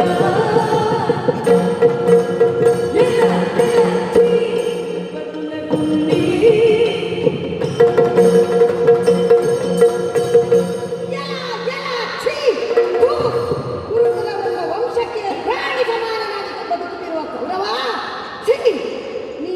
ನೃಪಕುಲದಲ್ಲಿ ಹುಟ್ಟಿದವನೇ? ಹ, ಈ ಪ್ರಶ್ನೆ ಬರುವುದು ಸಹಜವೇ. ಯಾಕೆ ಬಲ್ಲೆಯ? ನೃಪಕುಲವನ್ನು ಒಂದು ಶರೀರಕ್ಕೆ ಹೋಲಿಸಿದರೆ ನೀನು ಕೇವಲ ವೃಣ ಮಾತ್ರ. ಛೀ, ನೀರು ನಾಯಿ. ನಿನಗೆ ಕಿಂಚಿತ್ತಾದರೂ ನಾಚಿಕೆ, ಮಾನ, ಮರ್ಯಾದೆ ಏನಾದರೂ ಇದೆಯೇನೋ? ಅಂದು ಕೃಷ್ಣ ಸಂಧಾನಕ್ಕೆ ಬಂದಾಗ ತಾಕತ್ತಿದ್ದರೆ ಪಾಂಡವರು ನನ್ನೊಂದಿಗೆ ಯುದ್ಧದಲ್ಲಿ ಹೋರಾಡಿ ರಾಜ್ಯವನ್ನು ವಶಪಡಿಸಿಕೊಳ್ಳಲಿ ಎಂದೇ ಅಲ್ಲ. ಈಗ ನೀರಿನೊಳಗೆ ಅಡಗಿ ಕುಳಿತಿದ್ದೀಯಲ್ಲ. ಅಂದು ಕಪಟದ ದ್ಯೂತವನ್ನಾಡಿ ನಮ್ಮನ್ನು ಸೋಲಿಸಿ ಕಾಡಿಗೆ ಅಟ್ಟಿದೆಯಲ್ಲ. ಬಾರೋ, ನೀರಿನಿಂದ ಮೇಲೆದ್ದು ಬಾ. ಒಂದೇ ಒಂದು ಆಟವನ್ನು ಆಡೋಣ ಬಾ. ಒಂದೊಂದು ಆಟದಲ್ಲೂ ನಮ್ಮನ್ನು ಸೋಲಿಸಿ ಕೊಡಗಟ್ಟಿ ಕಾದಾಡಬಾರು. ಸುಮ್ಮನೆ ಆ ನೀರಿನೊಳಗೆ ಅಡಗಿ ಕುಳಿತಿದ್ಯಲ್ಲ. ಇದು ಇದು ಇಲ್ಲಿ ನೋಡು, ಯಾರು ಬಂದಿದ್ದಾರೆಂಬುದನ್ನು ಗಮನಿಸು. ದೃಪದಜೆ ಹೊಸ ಸೀರೆಯನ್ನುಟ್ಟು ಬಂದಿದ್ದಾಳೆ. ಬಾರು ಬಾ. ಅಂದು ತುಂಬಿದ ರಾಜಸಭೆಯಲ್ಲಿ ರಜಸ್ವಲೆಯಾದ ದ್ರೌಪದಿಯ ಸೀರೆ ಸೆಳೆಯುವ ವಿಫಲ ಯತ್ನ ಮಾಡಿದೆವಲ್ಲ. ಬಾ, ನಿನಗಿನ್ನೊಂದು ಅವಕಾಶವನ್ನು ಕೊಡುತ್ತೇನೆ. ಸೆಳೆಯಾದ ಆಕೆಯ ಸೀರೆಯನ್ನು. ಹೇಡಿಯಂತೆ ನೀರಿನೊಳಗೆ ಅಡಗಿ ಕುಳಿತಿದ್ದೀಯಲ್ಲ. ಅಲ್ಲವೋ, ಪಾಂಡವರನ್ನು ಕಾಡಿಗೆ ಹಾಕುತ್ತೇನೆ ಎಂದಂದೆ ಅಲ್ಲ. ಈಗ ಏನಾಯಿತು? ನೀನೇ ನೀರಿನೊಳಗೆ ಅಡಗಿ ಕುಳಿತುಕೊಳ್ಳುವ ಹಾಗಾಯಿತು. ಅಲ್ಲದೆ ಹೋದರೆ ನಿನಗಿನ್ಯಾರು ಸಹಕರಿಸುತ್ತಾರೆ ಹೇಳು? ಎಲ ಷಂಡನೆ, ಚದುರಂಗ ಪ್ರಾರಂಭವಾದಾಗಿನಿಂದ ಇದು ತನಕ ನಡೆದ ಯುದ್ಧದಲ್ಲಿ ನಿನ್ನ 99 ಮಂದಿ ಸಹೋದರರನ್ನು ಬಿಡದೇ ಕೊಂಡಿದ್ದೇನೆ ನಾನು. ಕೇಳು, ಗಂಡಿನೋಳು ಗಂಡು, ಭೀಮಸೇನ ಎನ್ನುವರು ಲೋಕದ ಜನರು. ಇದನ್ನು ನೀನು ಅಪ್ಪಿಕೋ. ಉಳಿದವರ ವಿಚಾರ ಬಿಡು. ನಿನ್ನ ಒತ್ತಿನ ಒಲವಿನ ತಮ್ಮ ದುಶ್ಯಾಸನನ ಪರಿಸ್ಥಿತಿ ಏನಾಯಿತು? ಆಡಿದ ಭಾಷೆಯನ್ನು ತೀರಿಸುವುದಕ್ಕಾಗಿ ಅವನನ್ನು ಬಿಡದೇ ಕೊಂದಿದ್ದೇನೆ. ಆತನನ್ನು ಬದುಕಿಸುವುದಕ್ಕಾದರೂ, ಆತನ ಸಾವನ್ನ ಪ್ರತೀಕಾರವನ್ನು ತೀರಿಸಿಕೊಳ್ಳುವುದಕ್ಕಾದರೂ ನೀರಿನಿಂದ ಮೇಲೆ ಬಾರೋ. ಬರುವುದಿಲ್ಲವೇ? ಈ ರಣರಂಗಕ್ಕೆ ಬರುವಾಗ ಆ ನಿನ್ನ ಮುದ್ದಿನ ಭಾನುಮತಿ ಆಕೆಗೆ ಏನು ಅಂತ ಹೇಳಿ ಬಂದೆಯೋ?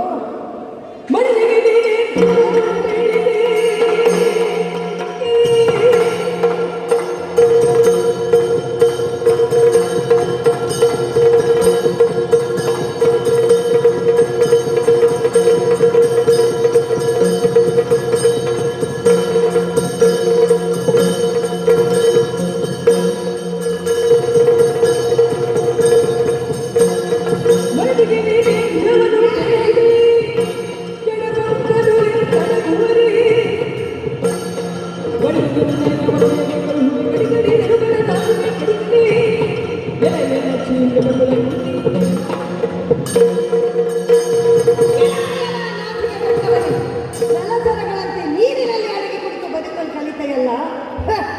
ಈ ರಣರಂಗಕ್ಕೆ ಬರುವಾಗ ಆ ನಿನ್ನ ಮುದ್ದಿನ ಮಡದಿ ಭಾನುಮತಿಗೆ ನೀನು ಏನು ಅಂತ ಹೇಳಿ ಬಂದೆಯೋ? ಪಾಂಡವರ ನಿರ್ನಾಮ ಮಾಡುತ್ತೇನೆಂದಲ್ಲವೇ? ಈಗ ಏನಾಯಿತು? ನಿನ್ನವರನ್ನೆಲ್ಲ ಕಳೆದುಕೊಂಡು ನೀನು ಏಕಾಂಗಿಯಾಗಿ ಉಳಿದಿರುವೆ.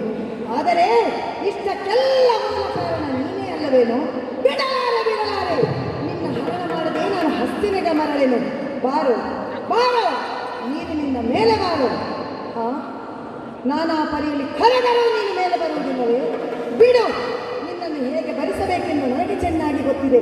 ಇದು ಈ ಗದಾ ದಂಡವನ್ನೇ ನೀರಿಗೆ ಕುಲುಕಿ ಅದನ್ನೇ ಕಲುಕುತ್ತೇನಂತೆ.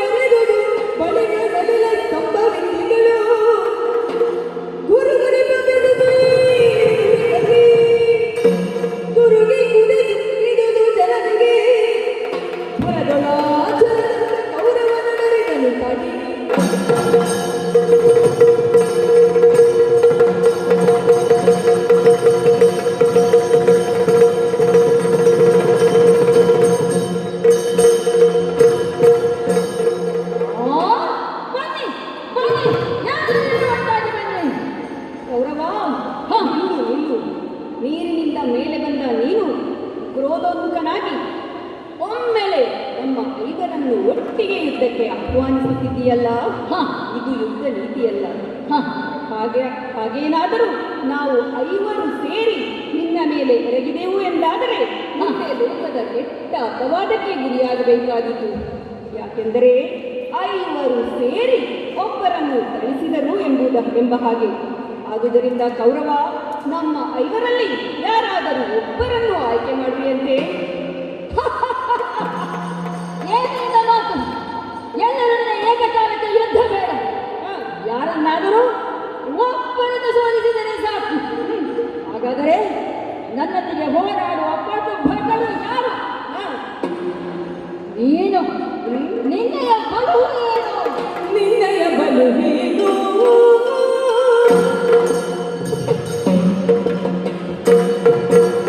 ನಿನ್ನಯ ಬಲುವೇನು? ಮಾರುತಿಯನ್ನು ನಿರೀಕ್ಷಿಸಿತು, ಮಾರುತಿಯನ್ನು ನಿರೀಕ್ಷಿಸಿತು.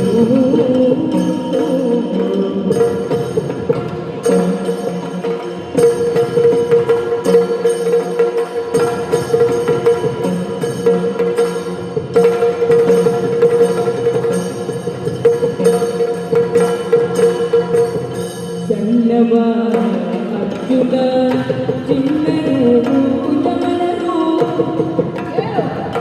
ಸಣ್ಣವ ಅರ್ಜುನ ಚಿನ್ನರು ಯಮನರು, ಇಲ್ಲಿ ಇವನ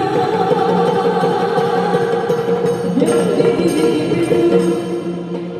ಸಣ್ಣವನರ್ಜುನ ಚಿನ್ನರು ಯಮನರು, ಇಲ್ಲಿ ಇವನ ಎಲ್ಲಿಗೆ ಬಿಡು.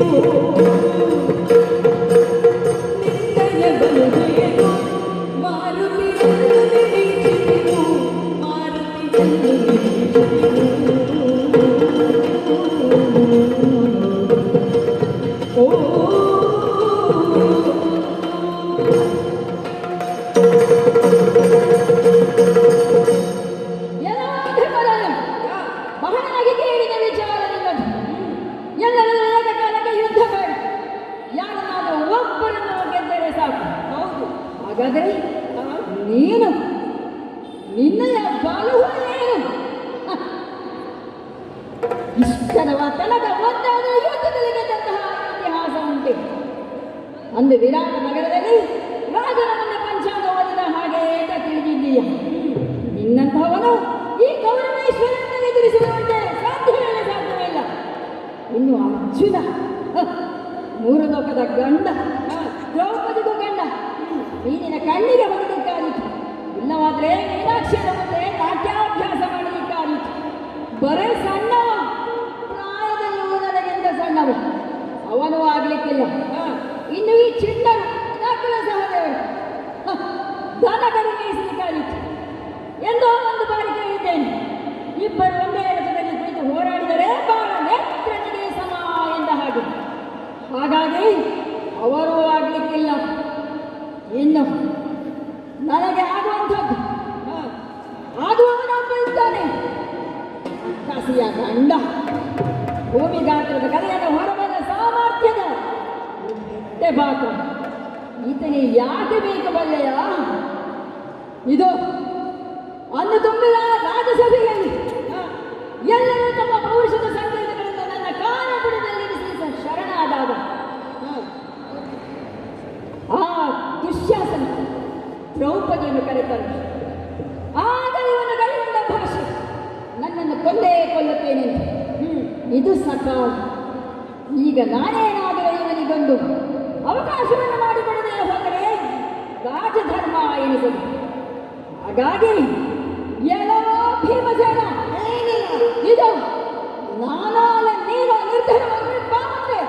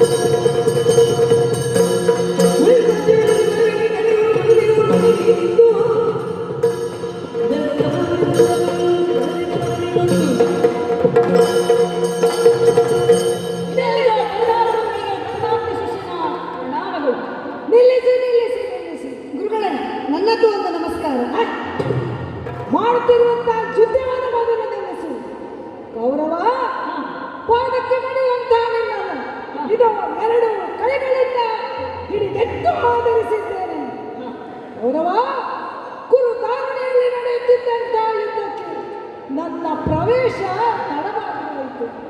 ಯುದ್ಧದ ಬಗ್ಗೆ ಬಹಳಷ್ಟು ನಿರೀಕ್ಷೆಯನ್ನು ಇಟ್ಟುಕೊಂಡು ಬಂದವನು ಈ ಬಲರಾಮ. ಆದರೆ ನೋಡ್ತಾ ಇರುವುದಾದರೂ ಏನನ್ನು ನಿನ್ನ ಪಕ್ಷದಲ್ಲಿ ಯಾರು ಇದೆ? ಏಕಾಂಗಿಯಾಗಿದ್ದೀಯ. ಆದರೆ ಆ ಪಾಂಡವರ ಪಕ್ಷದಲ್ಲಿ ಪಾಂಡವರ 5 ಅವರ ಸೇನೆಗಳು ಎಲ್ಲ ಇದೆ. ಯಾಕೆ ಹೀಗಾಯಿತು?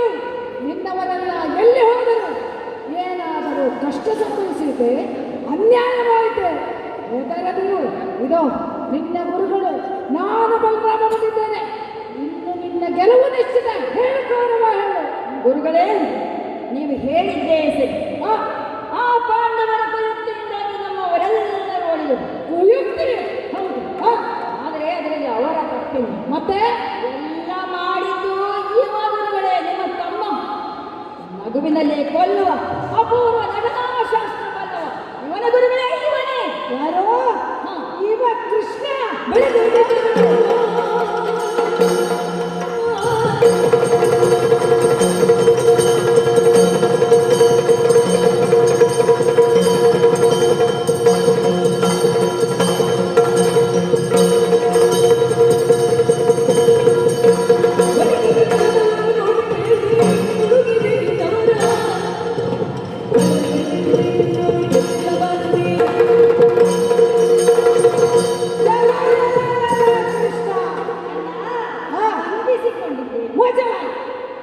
ಕಪಟ ನಾಟಕ ಸೂತ್ರಧಾರಿ, ಇಲ್ಲೂ ನಿನ್ನ ಆಟವನ್ನು ತೋರಿಸಿಬಿಟ್ಟಲ್ಲ.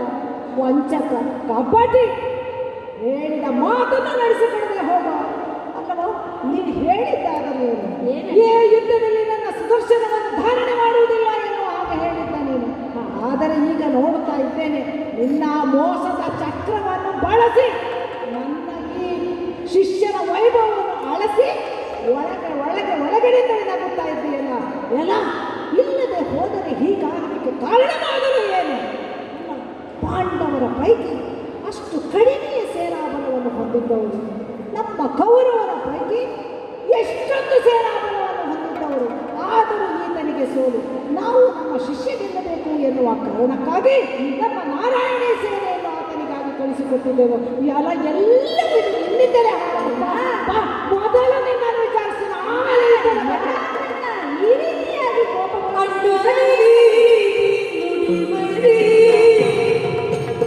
ಪಕ್ಷವನ್ನು ಮಾಡಲು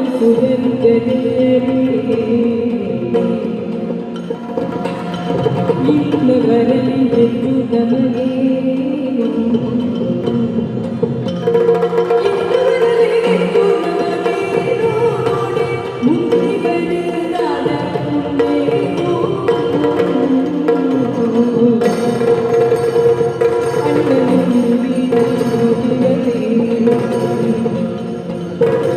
ಮಾಡಲು ಸುರಕ್ಷಣೆ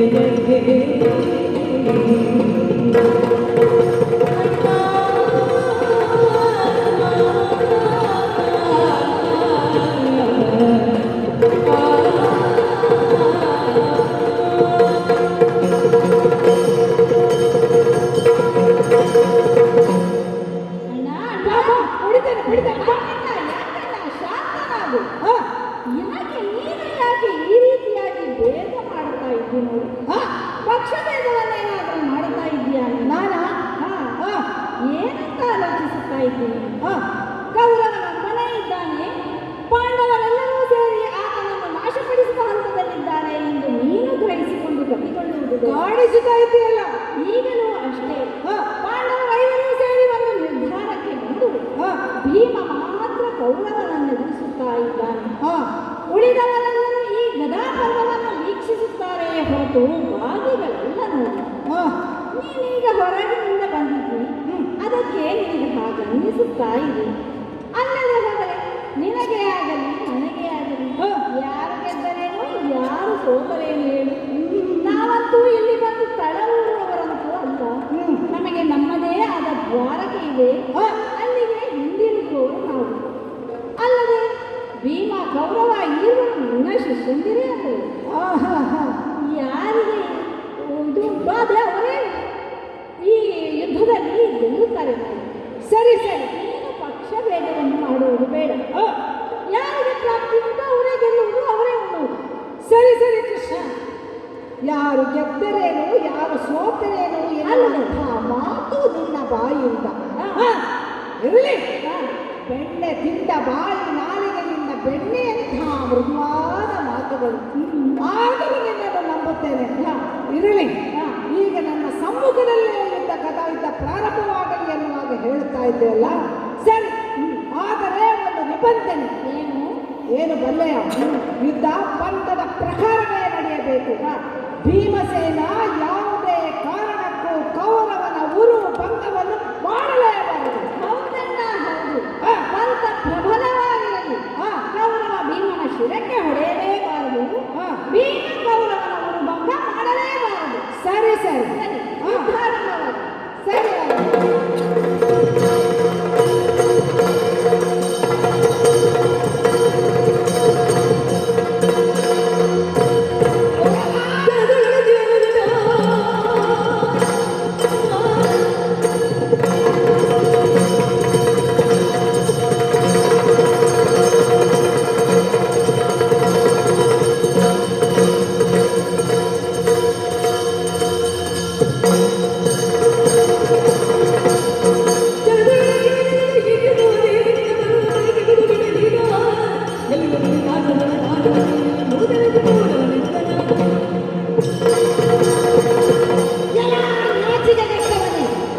ಜಲಚರಗಳಂತೆ ನೀರೊಳಗೆ ಅಡಗಿದ್ದು ಇದೀಗ ಗುರುಗಳ ಮುಂದೆ ಸಂಭಾವಿತನಂತೆ ವರ್ತಿಸುವ ನಿನ್ನ ಪ್ರಯತ್ನ ಇಲ್ಲಿ ಸಾಗದು. ಇದು ನಿನ್ನನ್ನು ಕೊಲ್ಲಲು ನನಗೆ ಹೆಚ್ಚು ಕ್ಷಣವೇನು ಬೇಡ, ಕೆಲವು ಕ್ಷಣಗಳು ಸಾಕು. ಓಹೋ, ಇದು ಗದಾದಂಡದ ಶೌರ್ಯ ಪ್ರದರ್ಶಿಸುವ ಪರ್ವ. ಕುಹಕಿಯಾದ ನಿನ್ನ ಸಾವನ್ನು ಇಲ್ಲಿ ಎಲ್ಲರೂ ಬಯಸಿದ್ದಾರೆ. ಹಾಗಾಗಿ ಎತ್ತಿದ ಗದೆ ಇಳಿಯುವುದರೊಳಗೆ ಉಳಿದವರಂತೆ ನಿನ್ನದು ಇತಿಶ್ರೀಯಾಗುತ್ತದೆ. ನೆನಪಿರಲಿ, ನೆನಪಿರಲಿ. ಭೀಮಸೇನ, ನಿನ್ನ ಬುದ್ಧಿಮಾತುಗಳು ಯಾರಿಗೆ ಬೇಕು?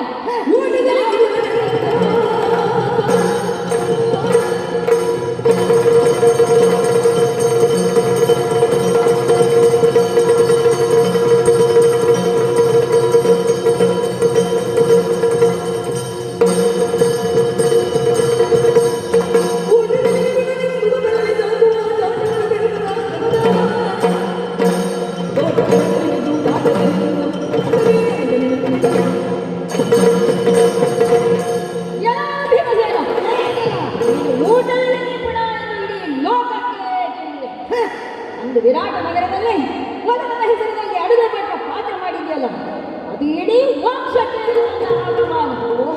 ಅಲ್ಲ, ಅದು ಅಲ್ಲದೆ ಆ ಬಕಾಸುರನಿಗಾಗಿ ಮೀಸಲಿಟ್ಟ ಅಷ್ಟು ಆಹಾರವನ್ನು ತಿಂದು ತೇಲಿದ ನಿನಗೆ ಅದೇ ಅಭ್ಯಾಸವಾಗಿ ಬಿಟ್ಟಿದೆ. ಈಗ ನನ್ನ ತಮ್ಮಂದಿರ ಪ್ರಕರಣದಲ್ಲೂ ಅದೇ ನಡೆದಿದೆ.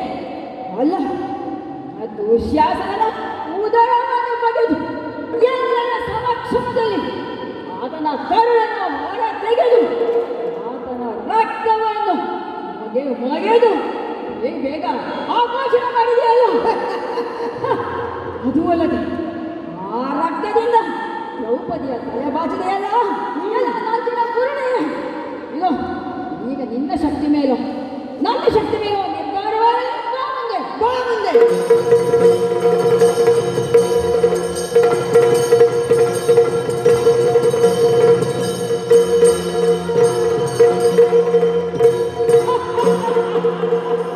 ನೋಡಿ, ಏ ಧರ್ಮಜ ಪಾಲ್ಗೊಳ್ಳ.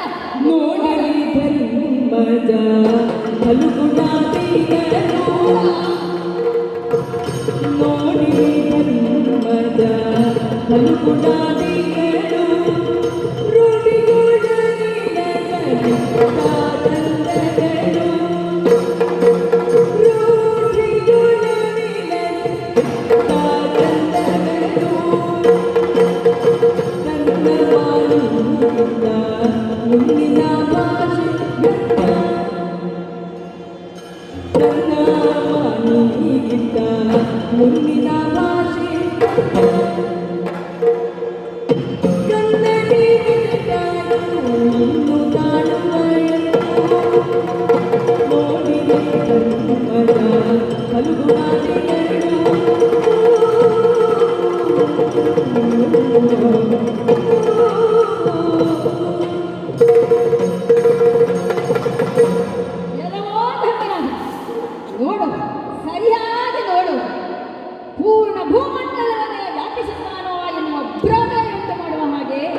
ಬಿದ್ದಿದ್ದಾನೆ. ನೋಡು ಅರ್ಜುನ, ಗಂಡಿದಾಳ್ ಭೀಮಸೇನ, ನೋಡ ನೋಡ ಎಲ್ಲಿ ನಿನ್ನ ಗಾಂಡೀವ ಈಗ?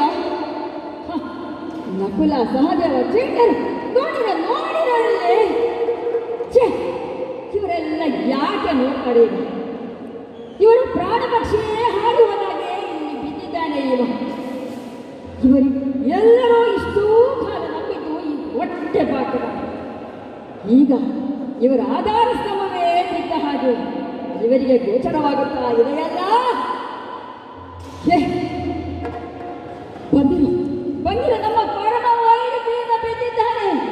ಕರ್ಣ ಜಯ ಜಯತ ಕುಶೇಶ್ವರ, ಬನ್ನಿ ಇಲ್ಲಿ. ನಮಗೆ ಜಯ ಸಿಗುವಾಗ ಅವರೆಲ್ಲ ಇಲ್ಲವಾದರಲ್ಲ. ಅಲ್ಲೇ ಇದ್ದುಕೊಂಡು ಸಂತೋಷ ಪಡು. ಅಲ್ಲ, ಇವನ ಹೆಂಡತಿ ಇವನ ಹೆಂಡತಿ ದ್ರೌಪದಿ ಇದನ್ನು ನೋಡಿ ಹೇಗೆ ಸಹಿಸಿದಳು. ಅವಳು ಸಹ ಈ ಹೊಟ್ಟೆ ಭಾಗದನ್ನೇ ನಂಬಿದ್ದು. ನನ್ನ ಉರುಭಂಗ ಮಾಡುತ್ತಾನೆ ಎಂದು ಭಾಷೆ ಕೊಟ್ಟಿದ್ದ. ಆದರೆ ಭಾಷೆ ಪೂರೈಸದೆ ಈತ ಸತ್ತು ಬಿದ್ದಿದ್ದಾನೆ. ಇದನ್ನು ನೋಡಿ ಆಕೆಯಾದರೂ ಹೇಗೆ ಬದುಕಿಯಾಳೋ ಸಹಿಸಿಯಾಳು. ಯಾರು ಮಾತನಾಡುವುದಿಲ್ಲ. ಯಾಕಂದರೆ ಯಾರು ಯಾವಾಗ ಹೇಗೆ ಮಾತಾಡಬೇಕು, ಎಲ್ಲಿ ಮಾತನಾಡಬೇಕು ಎಂದು ಆದೇಶಿಸುವ ಒಬ್ಬ ಸೂತ್ರಧಾರನಿದ್ದಾನಲ್ಲ, ಆತನನ್ನೇ ಮಾತನಾಡಿಸುತ್ತೇನಂತೆ. ಓ ಕಪಟ ನಾಟಕ ರಂಗ, ಕಪಟ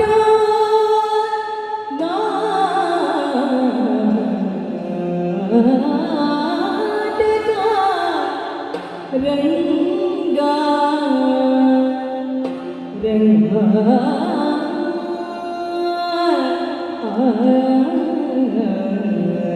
ರಂಗ ಕಪಟ ನಾಟಕ ರಂಗ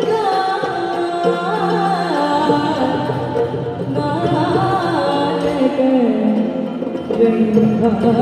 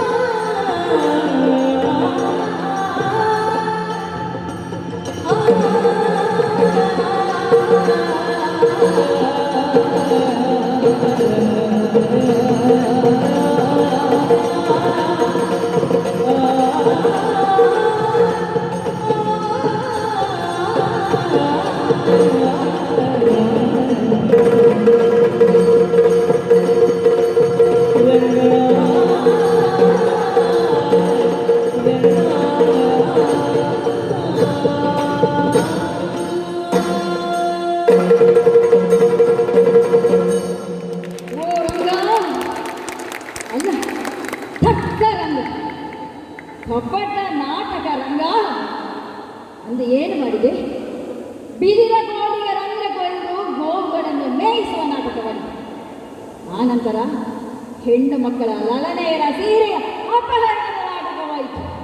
ಹೀಗೆ ನಾನಾ ನಾಟಕಗಳನ್ನು ಆಡುತ್ತಾ ಈ ಕೌರವರ ಜೀವನವನ್ನು ಪ್ರವೇಶಿಸಿ ನನ್ನ ಅವಸಾನಕ್ಕೆ ದಾರಿ ಮಾಡಿಕೊಟ್ಟ. ಆದರೆ ವಿಜಯವನ್ನು ನಿನ್ನಾಟ ನಡೆಯಲಿಲ್ಲ, ನನ್ನಾಟವೇ ಗೆದ್ದಿತು. ರಮೇಶ್ ನಾಟಕ ಕಾವ್ಯ, ನಾಟಕಗಳೇ ಕಪಟ. ಅದರಲ್ಲೂ ನನ್ನ ನಾಟಕವನ್ನು ಅತ್ಯಂತ ಕಾಪಟ್ಯದಿಂದ ತುಂಬಿತು. ಸುಳ್ಳುಗಳನ್ನು ಸುಳ್ಳು, ಕಂಸನನ್ನು ಕೊಂದೆ, ಜರಾಸನನ್ನು ಕೊಂದೆ, ಕಾಲಯಾನಾಸನನ್ನು ಕೊಂದೆ, ಎಲ್ಲವೂ ಕಪಟದಿಂದ. ಭೀಷ್ಮ ದ್ರೋಣರನ್ನು ಮುಗಿಸಿದ್ದು ಅದೂ ಕಪಟದಿಂದ. ಗೋಪಿಕೆಯರನ್ನು ಮರಣ ಮಾಡಿದ್ದು ಕಪಟ ಶೃಂಗಾರ. ಈಗ ನೋಡಿ, ಪ್ರಭಂಜನ ಪುತ್ರ ಗಾಳಿಯ ಮಗನಾದ ಈ ಭೀಮಸೇನ ಗಾಳಿಯೇ ತೀರಿ ಹೋಗಿ ತೀರೇ ಹೋದನಲ್ಲ. ಭೂಮಿಗಾದ್ರಿಂದ ಗದೆಯನ್ನು ಹೊರಬರ ಶಕ್ತಿಯವನು ಎಂದು ಹೇಳಿಕೊಳ್ತಾ ಇದ್ದ. ಆದರೆ ಈಗ ಭೂಮಿಗೆ ಭಾರವ ಹೊರಲಾರದ ಹಾಗೆ ಬಿದ್ದಿದ್ದಾನಲ್ಲ. ನೋಡು ಕೃಷ್ಣ, ನೋಡು, ತೋರಿಸು ನಿನ್ನ ಕಪಟ ನಾಟಕವನ್ನು. ನೀನೇ ನಿರ್ಮಿಸಿದ ಯುದ್ಧ ರಂಗ ಇದು. ಮಮ ಪ್ರಾಣ ಹಿ ಪಾಂಡವಾಹ. ಈಗ ನೋಡು, ಇನ್ನು 5 ಪ್ರಾಣಗಳಲ್ಲಿ ಮುಖ್ಯ ಪ್ರಾಣವೇ ಹೋಗಿದೆ. ತೋರಿಸಿ ನಿನ್ನ ಕಪಟವನ್ನು ಈಗ. ಅಂದು ಸಂಧಾನಕ್ಕೆ ಬಂದಾಗ ಏನು ಹೇಳಿದೆ? ಕೊಲಿಸಲಾರದು ಸರ್ವತ. ಹಾಗಾದರೆ ಈಗ ಭೀಮ ಬಿದ್ದರಲ್ಲಿ ಸತ್ತದರೆ ಏನು ಅರ್ಥ ಹೇಳು? ಈಗ ನೋಡು, ಧರ್ಮರಾಯ ಏನು ಹೇಳಿದ? ಓರ್ವ ಪಾಂಡವಾಳಿಗಳು ರಾಜ್ಯ ಕೌರವನದ್ದು. ಈಗ ಭೀಮ ಬೆದ್ದಿದ್ದಾನೆ, ಸತ್ತಿದ್ದಾನೆ, ರಾಜ್ಯ ಕೌರವನದ್ದಾಯಿತು. ನಾನೇ ಅಭಿಷಿಕ್ತ ದೊರೆ. ಇಂದು ನಾಳೆ ಎಂದೆಂದಿಗೂ ನಾನೇ ದೊರೆ. ಮಾತನಾಡು ಕೃಷ್ಣ, ಮಾತನಾಡು.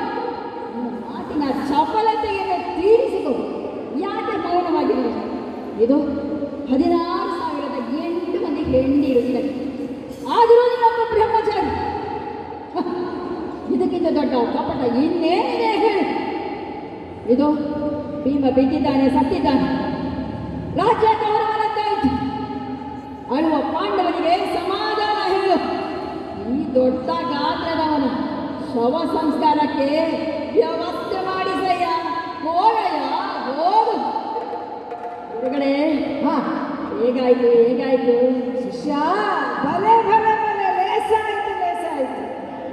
ಇಂದಿರೇಶ, ಮುಕುಂದ, ಮುರಾರಿ, ನೋಡು ಸ್ವಾಮಿ, ವಾಯು ಸಂಜಾತನಾದ ಭೀಮಸೇನನು ಕೌರವನ ಗದಾ ಪ್ರಹಾರಕ್ಕೆ ಸಿಲುಕಿ ಧರೆಗುರುಳಿ ಬಿದ್ದಿದ್ದಾನೆ.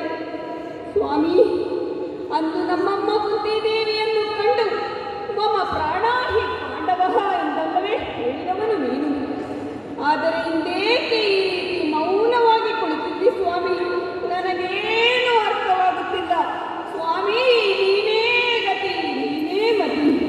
ಧರ್ಮರಾಯ, ಏನಿದು? ಭೀಮಸೇನಿಗೆ ಏನಾಗಿದೆ ಅಂತ ನೀವೆಲ್ಲ ವಿಲಪಿಸುತ್ತಾ ಇದ್ದೀರಿ. ಏನೋ ಕ್ಷಣಕಾಲದ ಆಯಾಸದಿಂದ ಆತ ಹೊರಗಿದ್ದಾನೆ ಅಷ್ಟೇ. ನನ್ನ ಪಂಚ ಪ್ರಾಣಗಳು ಪಾಂಡವರು ಎಂದು ಉದ್ಘೋಷಿಸಿದಂಥವ ನಾನು. ಅಂಥದ್ದರಲ್ಲಿ ನನ್ನ ಪ್ರಾಣಗಳಿಗೆ ಯಾರನ್ನಾದರೂ ಧಕ್ಕೆಯಾಗಲು ನಾನು ಬಿಡುತ್ತೇನೆ ಎಂದು ನೀವು ಭಾವಿಸಿದ್ರ? ಖಂಡಿತವಾಗಿಯೂ ಇಲ್ಲ. ಆತನನ್ನು ನಾನು ಎಬ್ಬಿಸುತ್ತೇನೆ. ಭೀಮಸೇನ, ಏಳಯ್ಯ ಏಳು. ಸ್ವಾಮಿ, ಇದು ವಂದಿಸಿಕೊಂಡಿದ್ದೇನೆ.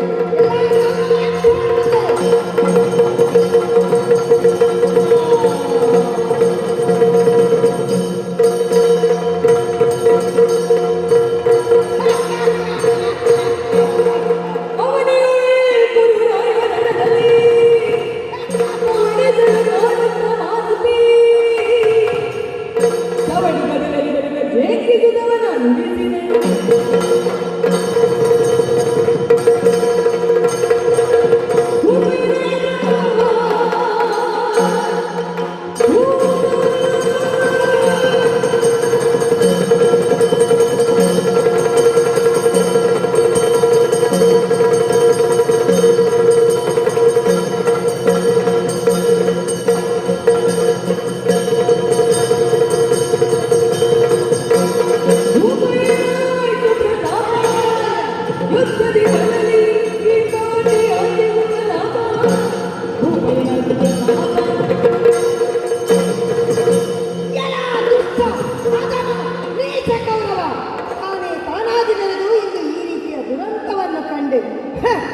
ತಂದೆಯಿಂದ ಅಧಿಕಾರವನ್ನು ಕಸಿದುಕೊಂಡು ಅಭಿಷಿಕ್ತನಾಗದೆ ಅಧಿಕಾರವನ್ನು ಅನುಭವಿಸಿದೆ.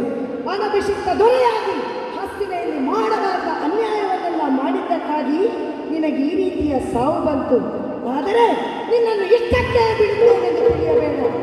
ಅಣ್ಣವರಾದ ನಮ್ಮನ್ನು ಬಣ್ಣ ಬಣಿಸಿದ್ದನ್ನು ಒಂದೊಂದನ್ನು ನೆನಪಿಸಿ ಅದನ್ನು ನಿನಗೆ ತಿರುಗಿಸಿಕೊಡುತ್ತೇನೆ. ಇದೋ ಪಾಂಡವರಾದ ನಮಗೆ ವಿಷವಿಕ್ಕಿ ಆ ನೆಲಕ್ಕೆ ಜಲಕ್ಕೆ ಹಟ್ಟಿದೆಯಲ್ಲ, ಇದು ಅದಕ್ಕೆ ತೆಗೆದುಕೊಳ್ಳುವುದರ ಹೊಡೆತ. ಇನ್ನು ಪಾಂಡವರಾದ ನಮ್ಮನ್ನು ಅರಗಿನ ಮನೆಯಲ್ಲಿ ಸುಡಲು ಯತ್ನಿಸಿದೆಯಲ್ಲ, ಅದಕ್ಕಾಗಿ ತೆಗೆದುಕೊಳ್ಳುವುದನ್ನು ಹೊಡೆತ. ತುಂಬಿದ ರಾಜಸಭೆಯಲ್ಲಿ ದ್ರೌಪದಿಯ ಸೀರೆ ಸೆಳೆಯುವ ವಿಫಲ ಯತ್ನ ಮಾಡಿದೆಯಲ್ಲ, ಅದಕ್ಕಾಗಿ ತೆಗೆದುಕೊಳ್ಳುವುದನ್ನು ಹೊಡೆತ. ಇಲ್ಲ ಇಲ್ಲ, ಇನ್ನು ನಿನ್ನಂಥವರ ಶಿರದಲ್ಲಿ ಈ ಕಿರೀಟ ಶೋಭೆಯಲ್ಲ, ಅದನ್ನು ಎಡಗಾಲಿನಿಂದ ಪೂರ್ತಿ ಪುಡಿ ಮಾಡುತ್ತೇನೆ. ಭೀಮಸೇನ, ತಡೆ. ಯಾಕೆ ತಡೆಯುತ್ತಾ ಇದ್ದೀನಿ? ಭೀಮಸೇನ, ಚಂದ್ರವಂಶದ ಗೌರವದ ಪ್ರತೀಕವಾದ ಈ ರತ್ನ ಖಚಿತವಾದ ಕಿರೀಟವನ್ನು ಗೌರವಿಸುವುದು ನಮ್ಮ ಕರ್ತವ್ಯವೆಂದು ತಿಳಿದು ಆತನನ್ನು ಬಿಟ್ಟು ಬಿಡುತ್ತಮ್ಮ. ಅಣ್ಣ, ಕೇವಲ ನಿನಗಾಗಿ ಈ ಪಾಪಿಯನ್ನು ಬಿಡುತ್ತೇನೆ. ಮೋಸ ಮೋಸ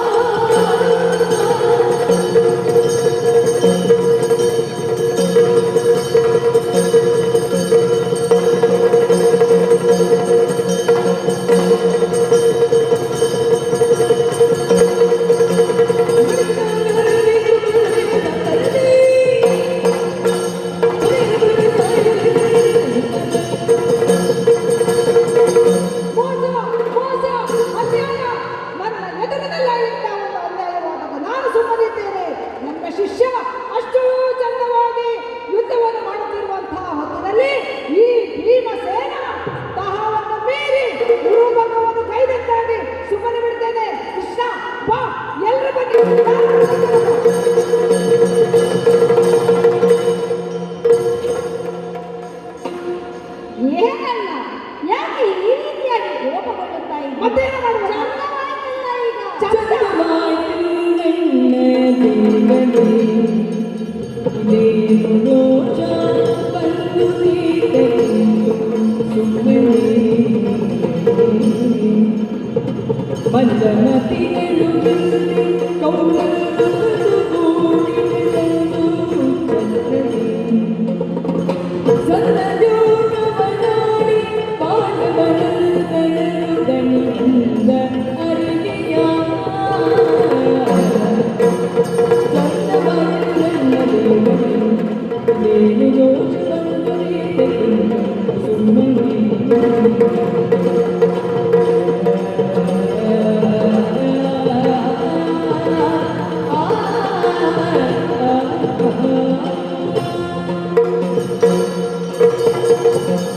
ಬನ್ನಿ, ಎಲ್ಲರೂ ಬನ್ನಿ. ಶಾಂತನಾಗಿ ಶಾಂತ ಚಿತ್ತದಿಂದ ಯೋಚಿಸಿ. ಇದೇ ಚಂದ ಆಗೋದು. ಸಿಟ್ಟುಗೊಳ್ಳಬೇಡ. ಬರಿದೆ ನ್ಯಾಯ ಅನ್ಯಾಯವನ್ನು ವಿಮರ್ಶಿಸದೆ ನೀನೊಂದು ತೀರ್ಮಾನಕ್ಕೆ ಬರುವಾಗ ನೀನೊಬ್ಬ ಪಕ್ಷಪಾತಿ ಎಂಬುದಾಗಿ ನಾನು ಪಕ್ಷಪಾತಿ ಅಲ್ಲದೆ ಮತ್ತೇನು? ಆಗ ಕೌರವ ಭೀಮನ ಶಿರಕ್ಕೆ ಹೊಡೆದಾಗ ನೀನು ಮಾತನಾಡಲಿಲ್ಲ. ಆ ಕೌರವನ ಬೆನ್ನು ತಟ್ಟಿದ್ದು ಹೌದಾ? ಆಗಲೇ ಹೋಗ್ಲಿಲ್ಲಲ್ಲ. ಆಗ ನೆನಪಾಗದ ಧರ್ಮ ಯುದ್ಧದ ನೆನಪು ಈಗ ಯಾಕೆ ಹೇಳು? ಅವನಿಗಾದರೂ ಅಷ್ಟೇ ಪ್ರಾಪ್ತಿ ಇದ್ದದ್ದು. ಅವನ ಪ್ರಾರಬ್ಧ ಕರ್ಮ ಅವನನ್ನು ಈ ರೀತಿಯಾಗಿ ಉರುಭಂಗಕ್ಕೊಳಗಾಗಿ ಸಾಯುವಂತೆ ಮಾಡಿತು. ಹೌದೇ? ಇನ್ನು ನಿನ್ನ ಕಣ್ಣ ಸಾಕ್ಷಿಯಲ್ಲಿ ಆತ ಸತ್ತನಲ್ಲ, ಇದಕ್ಕೇನು ಕಾರಣ ಹೇಳು? ಅವರವರ ಧರ್ಮ ಕರ್ಮಕ್ಕನುಸಾರವಾಗಿಯೇ ಅವರ ಪ್ರಾರಬ್ಧ ಇರುತ್ತದೆ. ಅವನ ಜೀವನ ಇಷ್ಟೇ. ಹಾಗಾಗಿ ನೀನೇನು ಸಿಟ್ಟುಗೊಳ್ಳಬೇಡ, ಶಾಂತನಾಗು. ನೀನೀಗ ಬಂದದ್ದು ಎಲ್ಲಿಂದ ಅಣ್ಣ? ಸರಿಯಾದ ಸಮಯಕ್ಕೆ ನೆನಪಿಸಿದೆ ನೋಡಿ. ಎಲ್ಲಿಂದ ಬಂದದ್ದು? ನೇರವಾಗಿ ತೀರ್ಥಯಾತ್ರೆಯಿಂದ ಈ ಯುದ್ಧ ಭೂಮಿಗೆ ಬಂದವನಿದ್ದೆ ನಾನು. ತೀರ್ಥಯಾತ್ರೆಯಿಂದ ಬಂದಿದ್ದಿ? ತೀರ್ಥ ಪ್ರಸಾದ ಏನಾದರೂ ನನಗೆ ಕೊಟ್ಟಿದ್ಯಾ? ಮರೆತೇ ಹೋಗಿದ್ದು ತಮ್ಮ. ಸರಿಯಾದ ಕಾಲಕ್ಕೆ ನನಗೆ ನೆನಪಿಸಿದೆ ನೋಡಿ. ಆಗಿಂದ ಮಾತ್ರಕ್ಕೆ ನಿನ್ನ ಅತ್ತಿಗೆ ಅಲ್ಲಿ ಕಾಯುತ್ತಾ ಇರುತ್ತಾಳೆ. ಹೋಗು, ಆದಷ್ಟು ಬೇಗ ನೀನು. ಸರಿ, ಹಾಗಾಗಿ ಇಲ್ಲಿಯ ಕೆಲಸವನ್ನು ಆದಷ್ಟು ಬೇಗ ನೀನು ಮುಗಿಸಿ ಮಾತಮ್ಮ ನಾನು ಸರಿ ಸರಿ. ಪಾಂಡವರೇ, ಸ್ವಾಮಿ ನೋಡಿದಿರ, ಸತ್ಯಕ್ಕೆ ಜಯ, ಧರ್ಮವಿದ್ದಲ್ಲಿ ವಿಜಯ ಎಂಬ ಮಾತು ಕೌರವನ ಪ್ರಕರಣದಲ್ಲಿ ನಿಜವಾಯಿತು. ನಿಜ ಸ್ವಾಮಿ. ನಿಷ್ಪಾಂಡವ ಪೃಥ್ವಿಯನ್ನು ನಿರ್ಮಿಸುತ್ತೇನೆ ಎಂದು ಛಲ ತೊಟ್ಟ ಛಲದಂತವಲ್ಲ ಕೌರವ ಇಂದು ನಿರ್ನಾಮಗೊಂಡಿದ್ದಾನೆ. ಹೌದು. ಧರ್ಮವನ್ನು ರಕ್ಷಿಸಿದವರನ್ನು ಧರ್ಮವೇ ರಕ್ಷಿಸುತ್ತದೆ ಎಂಬುದಕ್ಕೆ ಪಾಂಡವರ ಬದುಕೆ ಸಾಕ್ಷಿಯಾಯಿತು. ಖಂಡಿತವಾಗಿ. ಕಳೆದ 15 ದಿನಗಳು ನಡೆದಂತಹ ಯುದ್ಧದಲ್ಲಿ ಕೌರವ ಅತಿದೊಡ್ಡ ಸೇನಾವ್ಯೂಹವನ್ನು ಹೊಂದಿದ್ದರೂ ಕೂಡ ಆತನ ಬಲಕ್ಕೆ ಅಪಜಯವೇ ಆಯಿತು. ಅಂತ್ಯದಲ್ಲಿ ಅನ್ಯಾಯಗಾರರ ನಾಶವೂ ಆಯಿತು. ವಿಜಯವಿದ್ದಲ್ಲಿ ನಾನಿರುತ್ತೇನೆ ಎಂಬುದನ್ನು ನಾನು ಕೊನೆಯವರೆಗೂ ಸಾರುತ್ತಾ ಬಂದಿದ್ದೇನೆ. ಅನಭಿಷಿಕ್ತ ದೊರೆ ದುರಂತದ ಬದುಕನ್ನು ಸಾಗಿಸಿ ಲೋಕಕ್ಕೆ ಕೆಟ್ಟ ಪಾಠವನ್ನು ತೋರಿದ. ಆದರೆ ನೀವು ಹೀಗೆ ಬದುಕಬೇಕು ಎನ್ನುವ ದಾರಿಯನ್ನು ತೋರಿದೆ. ನಾಳಿನ ದಿನಕ್ಕೆ ಪೀಠವೇರುವ ನೀವು ಉತ್ತಮ ಆಡಳಿತವನ್ನು ನೀಡುವ ಸಂಕಲ್ಪವನ್ನು ಹೊಂದಿ ಕೀರ್ತಿವಂತರಾಗಿ ಬಾಳಿ ಎಂದು ಈ ಶುಭ ಸಂದರ್ಭದಲ್ಲಿ ಹೇಳಬಯಸುತ್ತೇನೆ.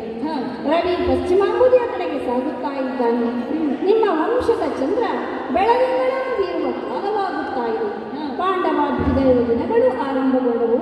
ಹೊಸ ಶಕೆ ಆರಂಭವಾಗುವ ಕಾಲದಲ್ಲಿ ಎಲ್ಲರಿಗೂ ಶುಭವಾಗಲಿ ಎಂದು ಹರಸುತ್ತೇನೆ. ಭದ್ರಂ ಶುಭಂ.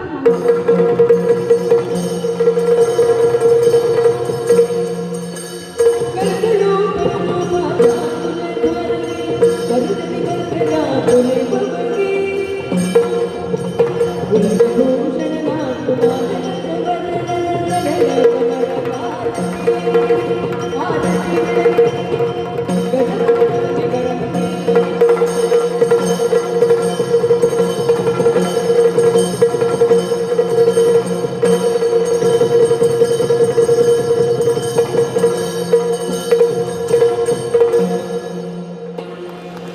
ಶ್ರೀ ಲಕ್ಷ್ಮೀ ಸೌಹಾರ್ದ ಕೋಆಪರೇಟಿವ್ ಸೊಸೈಟಿ ಇದರ ಬೆಳ್ಳಿ ಹಬ್ಬದ ವಿಶೇಷ ಕಾರ್ಯಕ್ರಮವಾಗಿ ಇವತ್ತು ಮೂಡಿಬಂದ ತಾಳಮದ್ದಲೆ ಗದಾ ಇದಕ್ಕೆ ಯಕ್ಷಮಂಗಳ ಬಳಗಕ್ಕೆ ಇಲ್ಲಿ ಅದನ್ನು ಪ್ರಸ್ತುತಪಡಿಸಿದ ಅವಕಾಶ ಮಾಡಿಕೊಟ್ಟಂತಹ ಈ ಬ್ಯಾಂಕಿನ ಅಧ್ಯಕ್ಷರಾದ ಶ್ರೀ ಶರವು ರಾಘವೇಂದ್ರ ಶಾಸ್ತ್ರಿ, ಉಪಾಧ್ಯಕ್ಷರು ಶ್ರೀ ಪ್ರೊಫೆಸರ್ ಎಂ.ಎ. ಪುರಾಣಿಕ್ ಮತ್ತು ಎಲ್ಲ ನಿರ್ದೇಶಕರುಗಳಿಗೆ ಹಾಗೂ ಬ್ಯಾಂಕಿನ ವ್ಯವಸ್ಥಾಪಕ ಮ್ಯಾನೇಜರ್ ಇವರಿಗೆ, ಎಲ್ಲ ನೌಕರ ವೃಂದದವರಿಗೆ, ಎಲ್ಲರಿಗೂ ಯಕ್ಷಮಂಡಲದ ವತಿಯಿಂದ ಪ್ರೀತಿಪೂರ್ವಕವಾದ ಹೃತ್ಪೂರ್ವಕ ಧನ್ಯವಾದಗಳನ್ನು ಸಮರ್ಪಿಸ್ತಾ ಇದ್ದೇವೆ.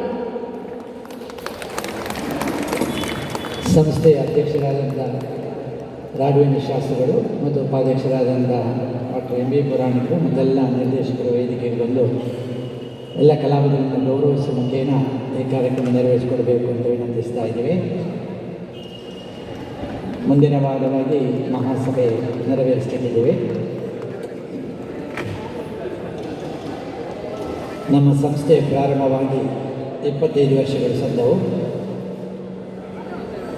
ರಜತ ವರ್ಷದ ವೈಶಿಷ್ಟ್ಯಪೂರ್ಣವಾದಂಥ ಕಾರ್ಯಕ್ರಮವಾಗಿ ಇವತ್ತು ಮಧ್ಯಾಹ್ನ 3 ಗಂಟೆಯಿಂದ ಇಷ್ಟು ಹೊತ್ತು ಬೇರೆ ಬೇರೆ ಸಾಂಸ್ಕೃತಿಕ ವೈಭವವನ್ನು ಏರ್ಪಡಿಸಿದ್ದೇವೆ. ಮೊದಲಿಗೆ ಎಳೆಯ ಮಕ್ಕಳ ಸಂಗೀತ ಕಾರ್ಯಕ್ರಮ, ವೇಣುವಾದನ ಕಾರ್ಯಕ್ರಮ ಜರುಗಿತು. ತದನಂತರ ನಮ್ಮ ಸಂಸ್ಥೆಯ ಸಿಬ್ಬಂದಿ ವರ್ಗದಿಂದಲೇ ಈ ವೇದಿಕೆಯಲ್ಲಿ ಗಾಯನ ಕಾರ್ಯಕ್ರಮ ಜರುಗಿತು. ಮುಂದಿನ ಭಾಗವಾಗಿ ಯಕ್ಷಮಂಡಲದ ಕಲಾವಿದರಿಂದ ಮಹಿಳಾ ತಾಳಮದ್ದಲೆ ಕಾರ್ಯಕ್ರಮ ಕೂಡ ಮುಂದುವರಿಯಿತು. ನಂತರ ಈಗ ಮಹಾಸಭೆ ಜರುಗಲಿಕ್ಕಿದೆ. ಕೆಲವೇ ನಿಮಿಷದಲ್ಲಿ ಸಭಾ ಕಾರ್ಯಕ್ರಮ ನಿರ್ವಹಿಸಲಿಕ್ಕೆ ಅನುವು ಮಾಡಿಕೊಡ್ತಾ ಇದ್ದೀವಿ.